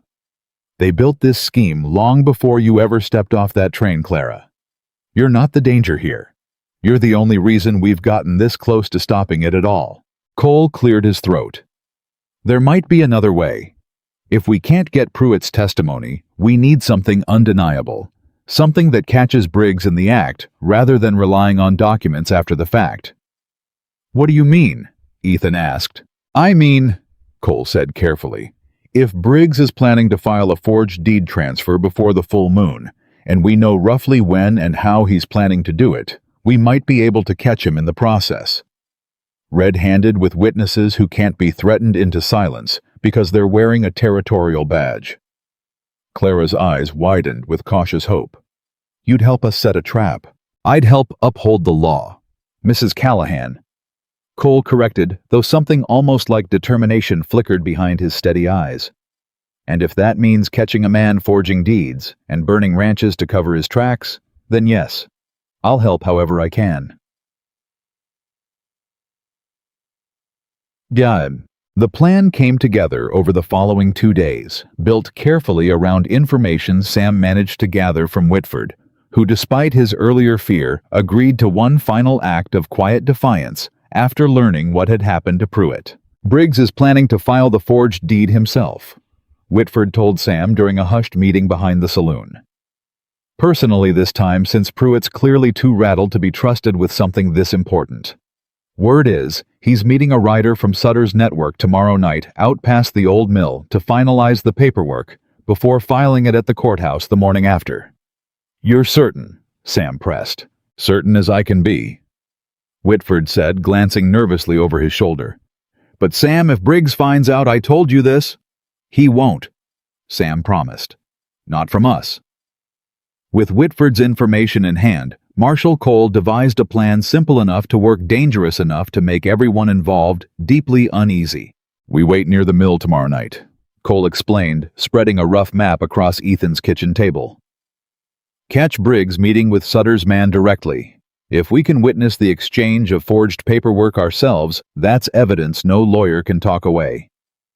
And if it goes wrong, Clara asked, if they're armed expecting trouble, then we go in prepared, Cole said. I'll bring 2 deputies from the neighboring town, men Briggs doesn't know and can't intimidate. We stay hidden until the exchange happens, then move in together. Ethan studied the map carefully. I'm coming too. Ethan? This is my ranch, Clara. My name being forged on that deed. I'm not staying home while other men risk everything to fix a mess Briggs made out of my life. Then I'm coming as well, Clara said firmly. Absolutely not, Ethan said immediately. Clara, if this goes wrong, if they're shooting. If this goes wrong, you'll need someone who can recognize Sutter's methods on sight, Clara interrupted. Someone who spent her entire life studying exactly the kind of forged paperwork Briggs is about to hand over. I'm not staying behind while my grandmother's entire life's work finally gets the chance to matter. Ethan looked at her frustration and fierce protectiveness warring visibly across his face, before finally relenting with a tight nod. Stay close to me, he said, no matter what happens. I intend to, Clara said quietly. Something steady and resolute settling behind her eyes, despite the fear she couldn't fully hide. The following night, they gathered near the old grain mill an hour before the planned meeting. Cole's 2 deputies positioned carefully in the shadows, while Sam kept watch along the road for any sign of Briggs's approach. The wait stretched agonizingly long, every creak of settling wood, every distant call of a night bird, sending fresh jolts of adrenaline through the small group hidden in darkness. There, Sam finally whispered just past midnight. Riders coming from the east. Two shapes emerged from the darkness. Walter Briggs, unmistakable even in shadow by his expensive coat and confident bearing, and a second man Clara didn't recognize, older, gaunt, with the careful, calculating movements of someone accustomed to operating in secrecy. That's not Sutter himself, Clara whispered. Too young, but he moves like someone trained by him. They watched as the two men dismounted near the mill's entrance, voices carrying faintly across the still night air. Everything's prepared, the stranger said, handing Briggs a thick envelope. Filings ready for the courthouse. Signatures match closely enough that even careful scrutiny won't catch the difference unless someone's specifically looking for it. And if Callahan tries to fight it afterward, Briggs asked, by then it won't matter, the stranger said coldly. Deed transfer will already be legally recorded. Whatever he tries after that is just a rancher making noise about paperwork that's already settled in the county's eyes. Mr. Sutter's handled dozens of cases exactly like this. The law moves slow, Mr. Briggs. Slower than desperate men with mounting debts and burned pastures.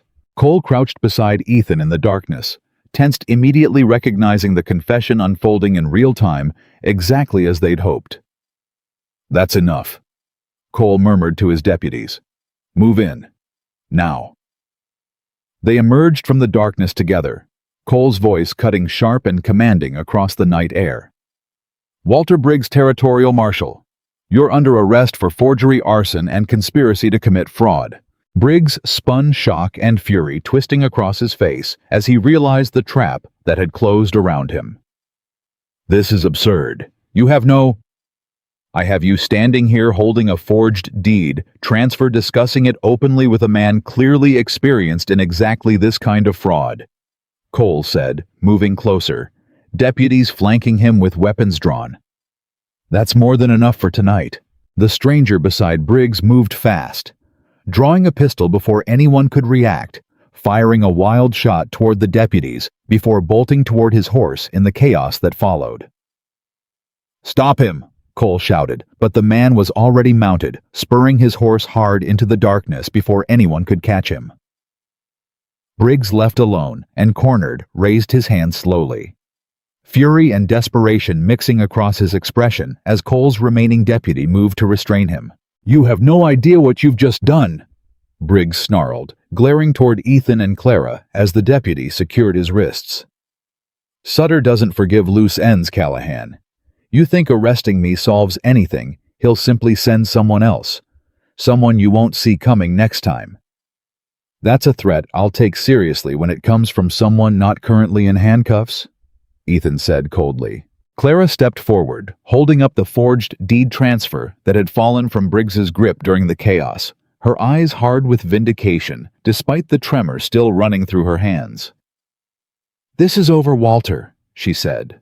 Whatever Sutter built, whatever network he's been running for 30 years, it ends here. Tonight at least it ends here. Briggs said nothing further as Cole's deputy led him toward a waiting horse, though his cold, furious eyes lingered on Clara long enough to make it clear the threat he'd spoken wasn't idle bravado. They rode back to Broken River Ranch as dawn broke over the horizon, exhausted but victorious, in a way none of them had quite dared to hope for just hours earlier. Marshal Cole promised swift action. Briggs would be held for trial. The forged documents entered as evidence alongside Pruitt's hidden copies, and though the man who'd escaped into the darkness remained a lingering, unresolved danger, at least the immediate threat to Broken River Ranch had finally decisively been stopped. It's not completely over, Cole warned as they parted ways near the ranch gate. Sutter's still out there, and men like that don't simply disappear because one local associate gets arrested. But you've bought yourselves time, and more importantly, you've bought yourselves proof that can't easily be argued away. Thank you, Marshal, Ethan said, gripping the older man's hand firmly, for believing us, for acting when it mattered most. Thank your wife, Cole said, glancing toward Clara with genuine respect. Wasn't easy what she carried alone all these years, waiting for the right moment to finally use it. Took real courage walking straight back into the kind of danger that already cost her family so much. Clara accepted the marshal's words with quiet, exhausted gratitude, though her mind remained heavy with everything still unresolved. The stranger who'd escaped the shadow of Sutter's network, still operating somewhere beyond their reach. The uncertain future of a fight that, despite tonight's victory, clearly wasn't finished yet. They found Sam waiting anxiously at the ranch, relief flooding his weathered features the moment he saw them ride in safely. "It's done," he asked. "Briggs is finally behind bars." "For now," Ethan said. "Enough to stop the deed transfer. Enough to save the ranch, at least." Sam exhaled a long breath, something like the weight of years finally easing slightly from his shoulders. "Lord, that's good news. Best news this ranch has had in longer than I care to remember." Clara looked out across the fields. The crops she'd nursed back from near death, now standing strong and green in the early morning light, the barn still standing, despite 2 attempts to burn it to ground the entire ranch, somehow still intact against odds that had seemed impossible just days earlier. "We did it," she said softly, disbelief still coloring her exhausted voice. Ethan stepped closer, taking her hand, gently, exhaustion and quiet joy mixing across his own tired features. "You did it, Clara. Everything your grandmother started, everything she never got the chance to finish, you carried it here into this fight, and you won." "We won," Clara corrected, echoing words that had become something sacred between them over these past desperate weeks. Together, for a long moment, they simply stood there, hands clasped, watching the sun rise fully over a ranch that had nearly been lost to fire forgery and threats from men who counted on fear silencing anyone brave enough to fight back. But even as relief washed over both of them, a small, uneasy knot remained lodged in Clara's chest. The memory of Briggs's parting words, cold and certain, echoing quietly beneath the morning's fragile peace. Sutter doesn't forgive loose ends. Somewhere out there beyond the borders of Broken River Ranch, a rider who'd escaped into darkness was already carrying news of tonight's failure back to a man who had spent 30 years perfecting the art of making inconvenient people disappear. And Clara couldn't quite shake the feeling that whatever peace they'd won tonight might prove far more fragile than any of them dared to hope. The escaped rider reached Sutter's men faster than any of them expected. 3 days after Briggs's arrest, while Broken River Ranch was still settling into its first fragile taste of peace, a wagon rolled up the long drive unannounced, driven by a man in a fine gray suit, who introduced himself with a politeness so smooth it made Ethan's skin crawl. "Mr. Callahan," the man said, stepping down without waiting for invitation. "Mrs. Callahan, my name is Grayson. I represent certain business interests that had a working arrangement with Mr. Briggs. Sutter sent you," Clara said flatly. Grayson's smile didn't waver, though something behind his eyes sharpened at her directness. "Mr. Sutter prefers to resolve matters quietly, Mrs. Callahan. He's authorized me to offer a generous settlement. Full payment of your banknote, plus a considerable sum beyond it, in exchange for a simple agreement that the documents currently in Marshal Cole's possession never make it to trial." "You want us to bury the evidence?" Ethan said. "I want everyone to walk away from this unfortunate misunderstanding better off than they started," Grayson said smoothly. "Mr. Briggs made mistakes, certainly. Overzealous, perhaps. But a trial drags everyone through mud. Nobody benefits from, least of all, a rancher trying to rebuild his life with his new bride." Clara stepped forward, her voice steady, despite the anger simmering beneath it. "My grandmother spent her life trying to stop men like Sutter. She died before she could finish. You think money buys silence from someone who's carried that unfinished fight her whole life?" Grayson's polite mask flickered just slightly. "Everyone has a price, Mrs. Callahan. Even the most stubborn idealists eventually learn that." "Then you don't know me at all," Clara said. Grayson studied her for a long moment, calculation replacing charm behind his eyes. "That's disappointing to hear. Mr. Sutter was hopeful this could be resolved amicably." He turned back toward his wagon, pausing once more before climbing up. "Consider carefully, Mr. Callahan. Trials have a way of dragging on. Witnesses have a way of losing their nerve, or worse. Evidence has a way of disappearing before it ever reaches a judge's desk. It would be a shame if this ranch, having survived so much, already found itself facing one final unfortunate accident. The threat hung nakedly in the air, no longer disguised behind politeness. "Get off my land," Ethan said, his voice low and dangerous. Grayson tipped his hat and drove away without further argument, leaving behind a silence heavier than anything that had settled over the ranch since the night of Briggs's arrest. "He's not going to stop," Clara said quietly, watching the wagon disappear down the road. "Sutter's not going to let this go, Ethan. Not with a trial threatening 30 years of exactly this kind of scheme." "Then we make sure the trial happens before he finds a way to stop it," Ethan said. Marshal Cole moved the trial date forward the moment Ethan rode into town and explained Grayson's visit, recognizing immediately the danger of delay against a network clearly willing to escalate however necessary to protect itself. "I've already sent word to the territorial court," Cole said, spreading fresh papers across his desk. "Given the severity of the charges, forgery, arson, attempted intimidation of a federal witness, they've agreed to expedite. Trial's set for 6 days from now." 6 days, Clara repeated. "Is that enough time for Sutter to do something worse than send a man in a fine suit making threats?" "Probably not enough time for him to stop it entirely," Cole admitted grimly. "But maybe enough to limit what damage he can still do before a judge and jury hear everything we've gathered." "What about Pruitt?" Ethan asked. "Is he well enough to testify?" Cole's expression tightened. "That's the difficult part. He's recovering physically. But the fear hasn't left him, Ethan. I've spoken with him twice since the beating. Both times, he's refused outright, terrified that testifying paints an even larger target on his back." "Without him, what do we actually have?" Clara asked.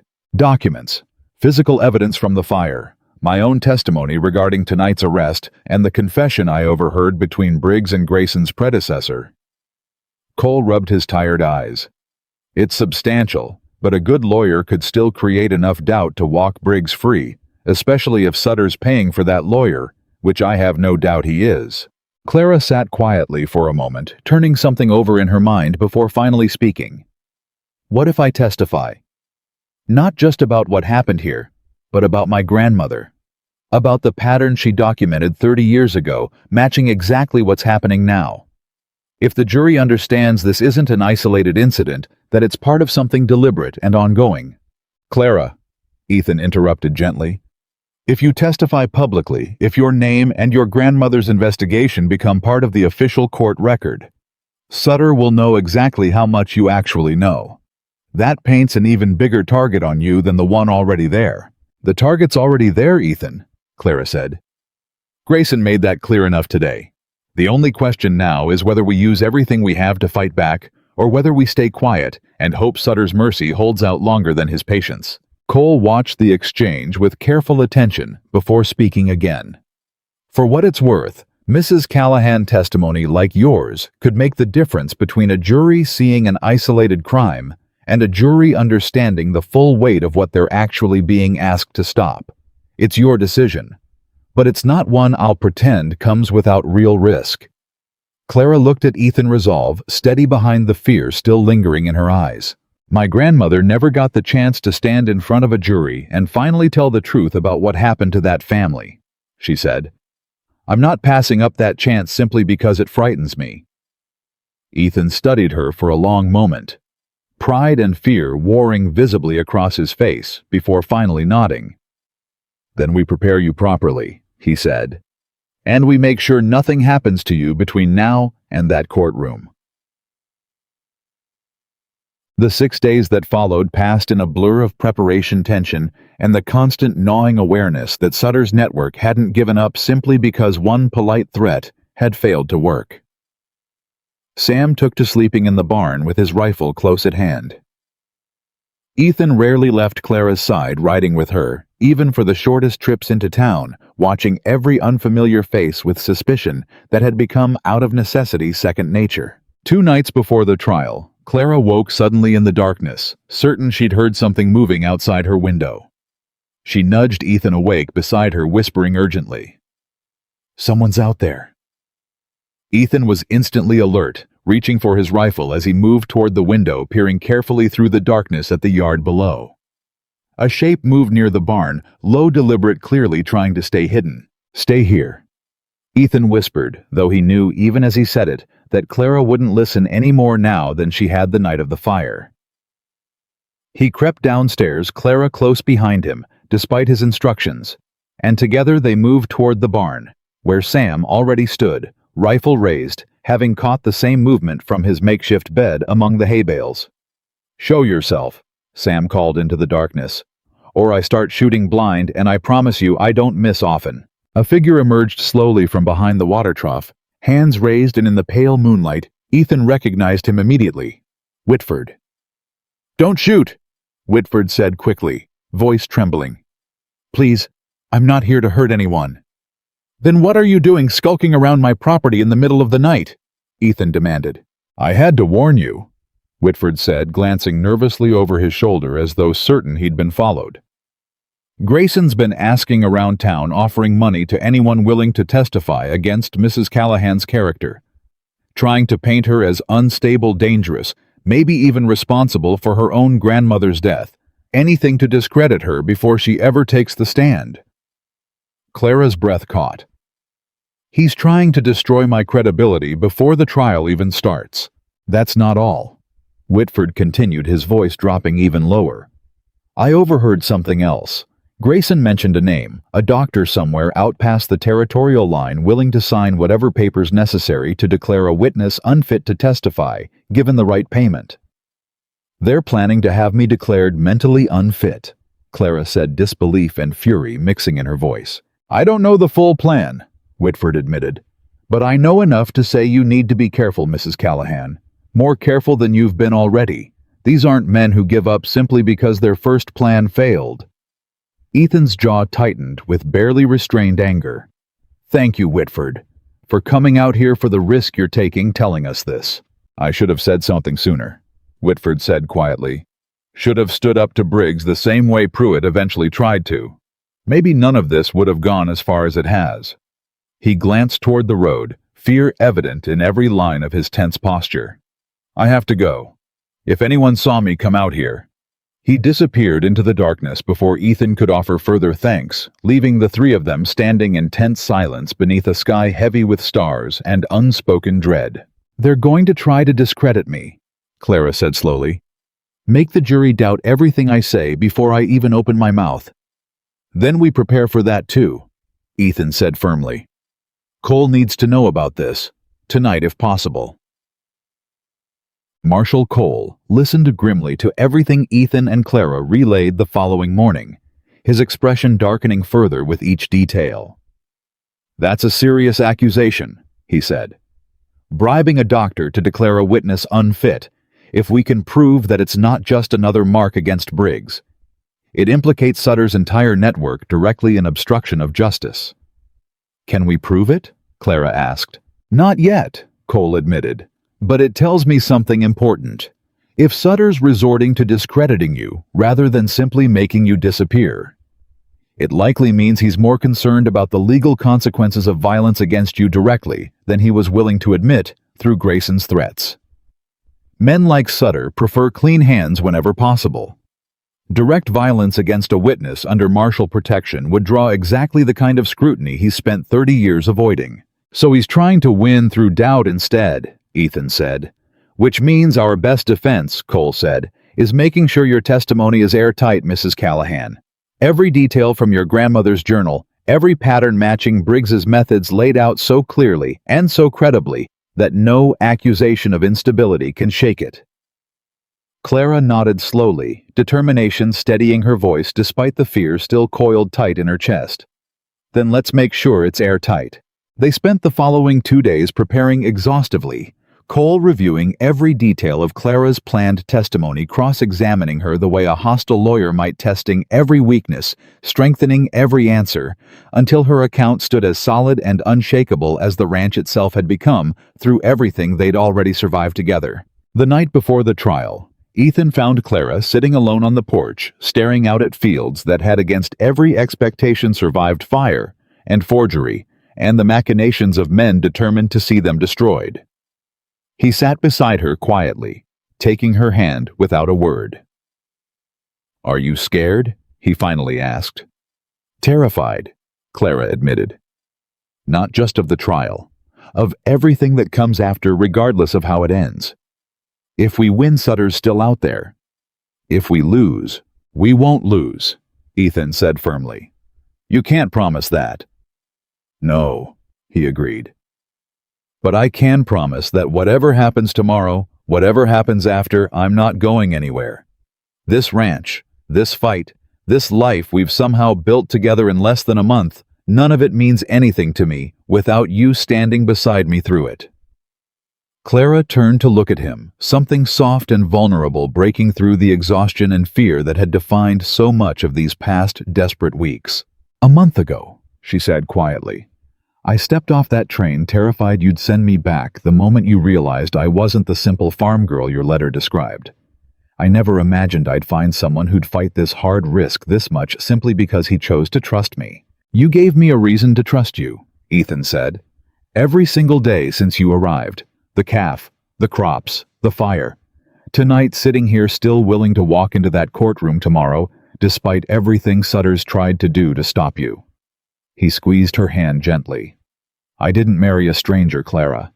Somewhere along the way, without either of us quite realizing when it happened, I married someone I love.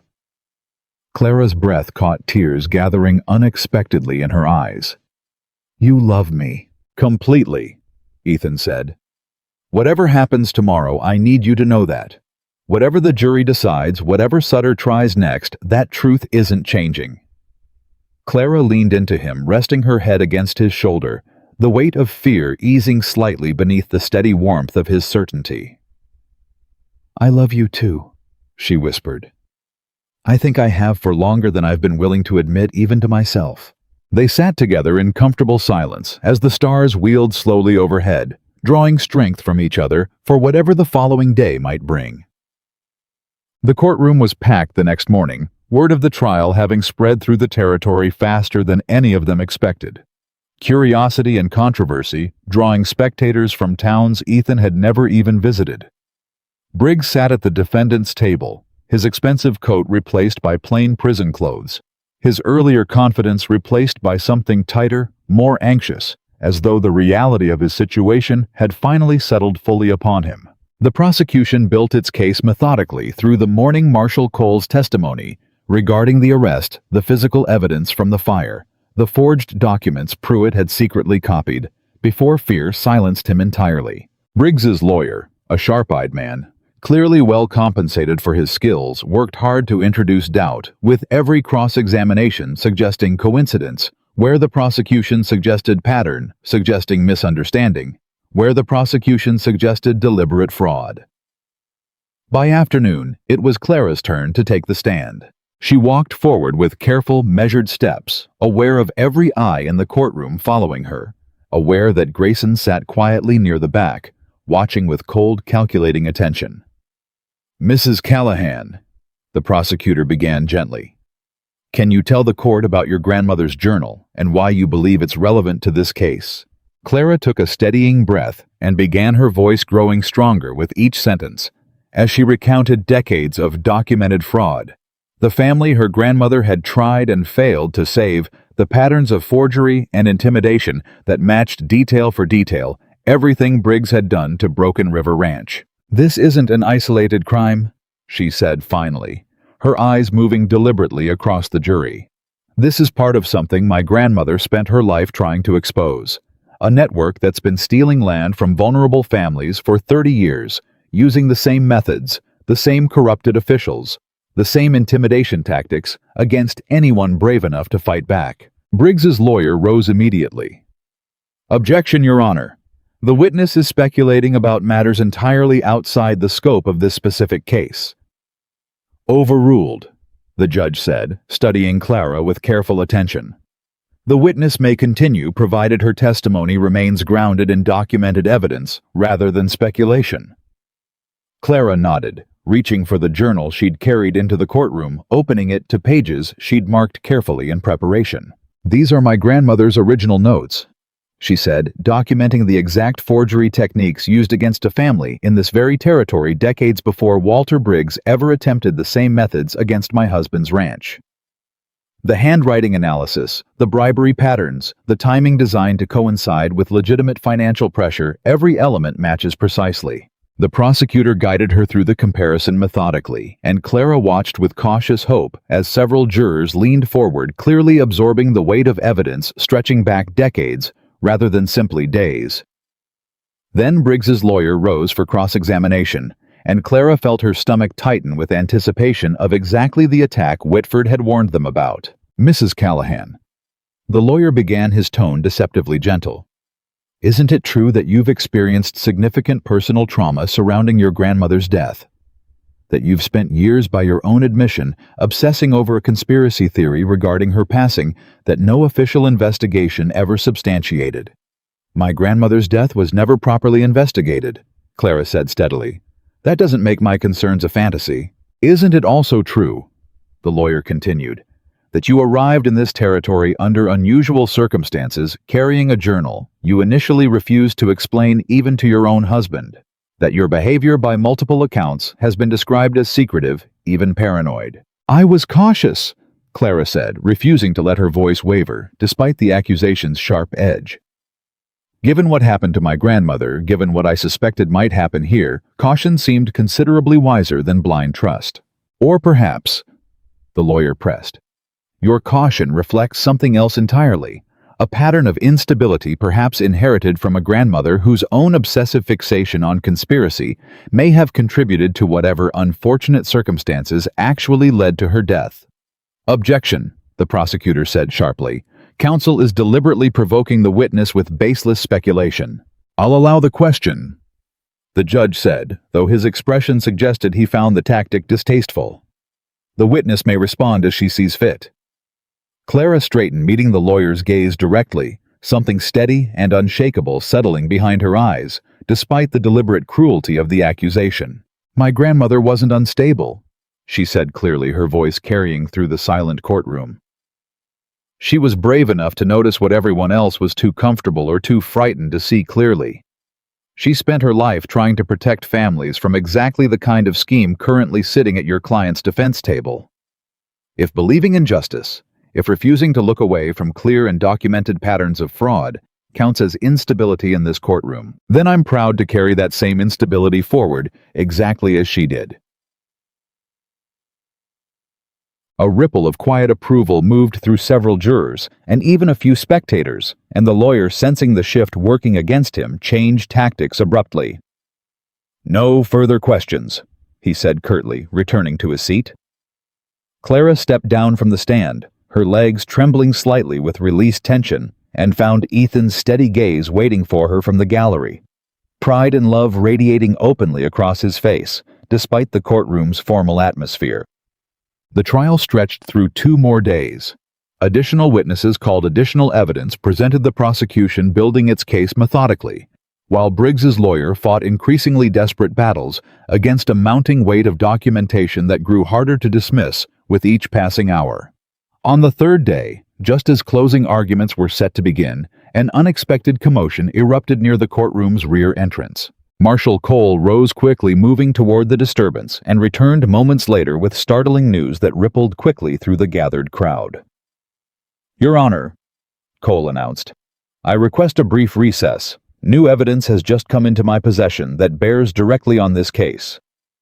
The judge, though clearly reluctant to disrupt proceedings so close to conclusion, granted a short recess, and Cole gestured urgently for Ethan and Clara to join him privately outside the courtroom. "What's happened?" Ethan asked immediately. "Pruitt," Cole said, breathless with barely contained urgency. "He's here. Says he's finally ready to testify." Clara's eyes widened with disbelieving hope. "After everything, after the beating, after weeks of refusing, what changed?" "Says he heard about your testimony," Cole said. "About standing up despite everything Briggs's lawyer threw at you.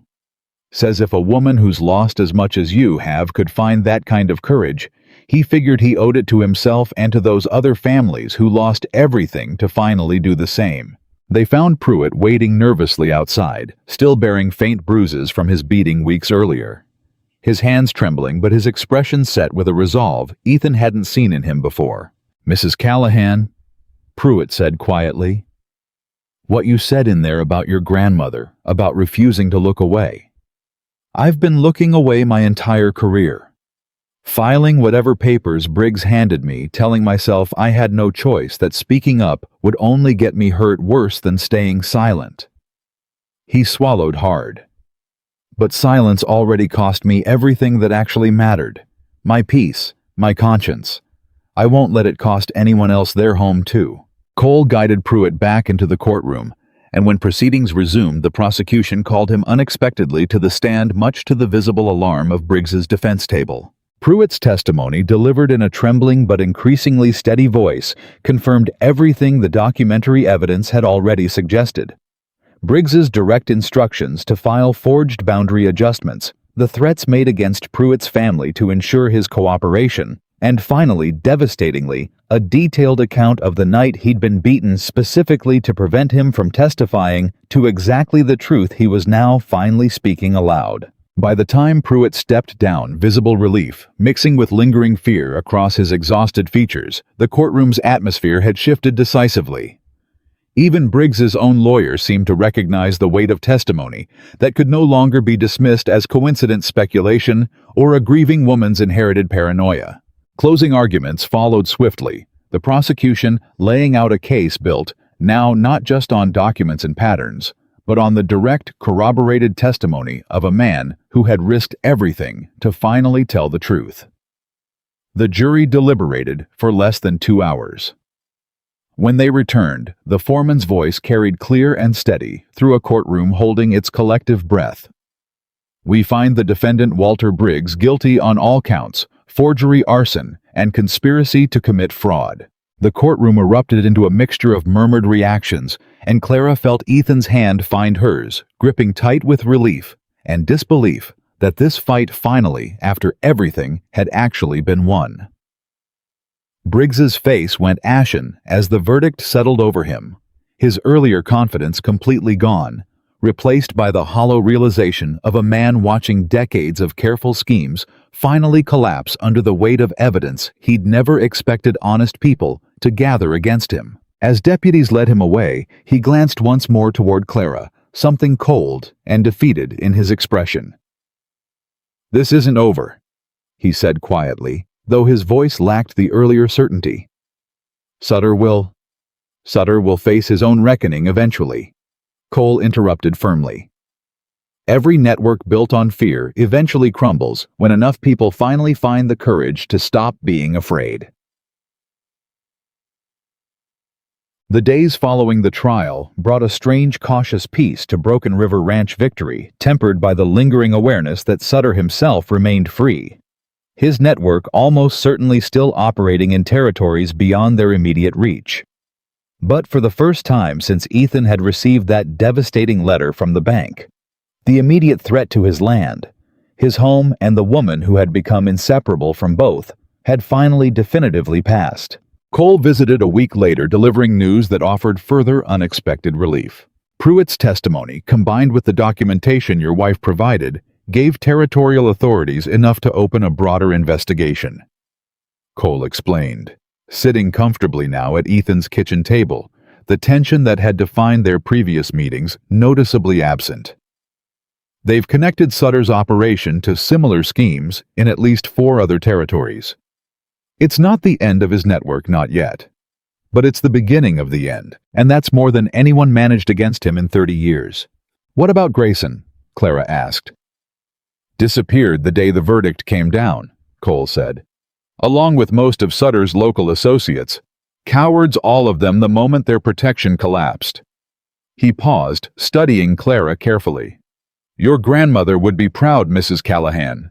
What she started 30 years ago, what she died trying to finish, you carried it forward and finally gave it teeth strong enough to actually bite back." Clara felt tears gather unexpectedly. Grief and vindication tangling together in a way that finally, after weeks of fear and uncertainty, felt more like healing than pain. "Thank you, Marshall," she said softly, "for believing us, for fighting alongside us when it would have been so much easier not to." "Wasn't easy," Cole admitted, "but it was right. That's usually reason enough." After Cole departed, Ethan found Clara standing in the western field, watching crops that had once seemed impossibly dead, now standing tall and green beneath the afternoon sun, a testament to everything they'd fought to protect. "It's really over," she said quietly as he approached. "Isn't it? This part is," Ethan said, wrapping his arms around her from behind, resting his chin gently against her shoulder. "Sutter's still out there somewhere, but he's weaker now than he's been in 30 years, and territorial authorities are finally paying attention instead of looking away." "And us?" Clara asked. "What happens now, Ethan? Now that the danger's past, now that the ranch is finally safe?" Ethan turned her gently to face him, his expression soft with an emotion that had grown steadily clearer with every day they'd survived together. "Now," he said, "we get to actually build the life we started fighting for. The moment you stepped off that train. Not survival anymore, Clara. Not just fighting to keep what we have. Something more than that." "What do you mean?" Ethan reached into his coat pocket, pulling out a small, simple ring, clearly crafted by hand, rather than purchased from any fine jeweler's shop. "I know we're already married," he said, a rare, unguarded smile breaking across his weathered face. "Married by paper by an arrangement neither of us fully understood when it started. But I want to marry you again, Clara. Properly this time. Not because a letter arranged it, not because a bank deadline forced it, but because somewhere between that dying calf and that flooded irrigation channel, I fell in love with the bravest, most stubborn, most extraordinary woman I've ever known." Clara's eyes filled with tears, though this time joy rather than fear drove them. "Yes," she whispered. 1,000 times yes." Months passed, and Broken River Ranch transformed into something neither Ethan nor Clara could have imagined during those desperate early weeks of fire forgery and fear. The crops Clara had nursed back from dead soil now stretched across fields that neighboring ranchers, once skeptical, now studied with genuine curiosity, several eventually asking for her guidance in restoring their own struggling land. The cattle herd, slowly rebuilt through careful breeding, and the healing remedies documented in her grandmother's journal grew healthier and larger than Broken River Ranch had seen in years. And the ranch itself, once teetering on the edge of collapse, became something the entire territory began to speak of with genuine respect, not just for its recovery, but for the courage it had taken to expose a scheme that had quietly destroyed families across multiple territories for decades. On a warm autumn evening, exactly 1 year after Clara had first stepped off that train carrying nothing but a single suitcase and a secret she'd been terrified to share, Ethan led her up to the same hill overlooking the entire ranch, the same place where he'd once stood, ready to give up on everything he'd built. "Do you remember this spot?" he asked. "You brought me here the night before Briggs's trial," Clara said. "Told me you loved me right before everything could have fallen apart completely." "I remember," Ethan said. "I remember thinking standing right here that whatever happened the next day, I already had everything that actually mattered simply because you were standing beside me." Clara smiled, leaning into him as the sun began its slow descent toward the western ridge, painting the ranch below in warm golden light. "When you first found me at that train station," Ethan continued quietly, "I thought I was bringing home a stranger to help save a dying ranch. A business arrangement, nothing more. I never imagined that stranger would become the reason I finally remembered how to hope again. I was terrified that day," Clara admitted. "Terrified you'd send me away the moment you learned the truth about the journal, about my grandmother, about everything I was carrying that I didn't yet trust you to understand.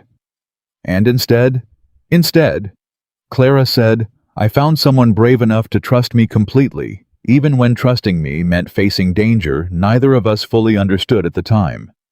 Someone who chose to fight alongside me rather than walk away when things became difficult."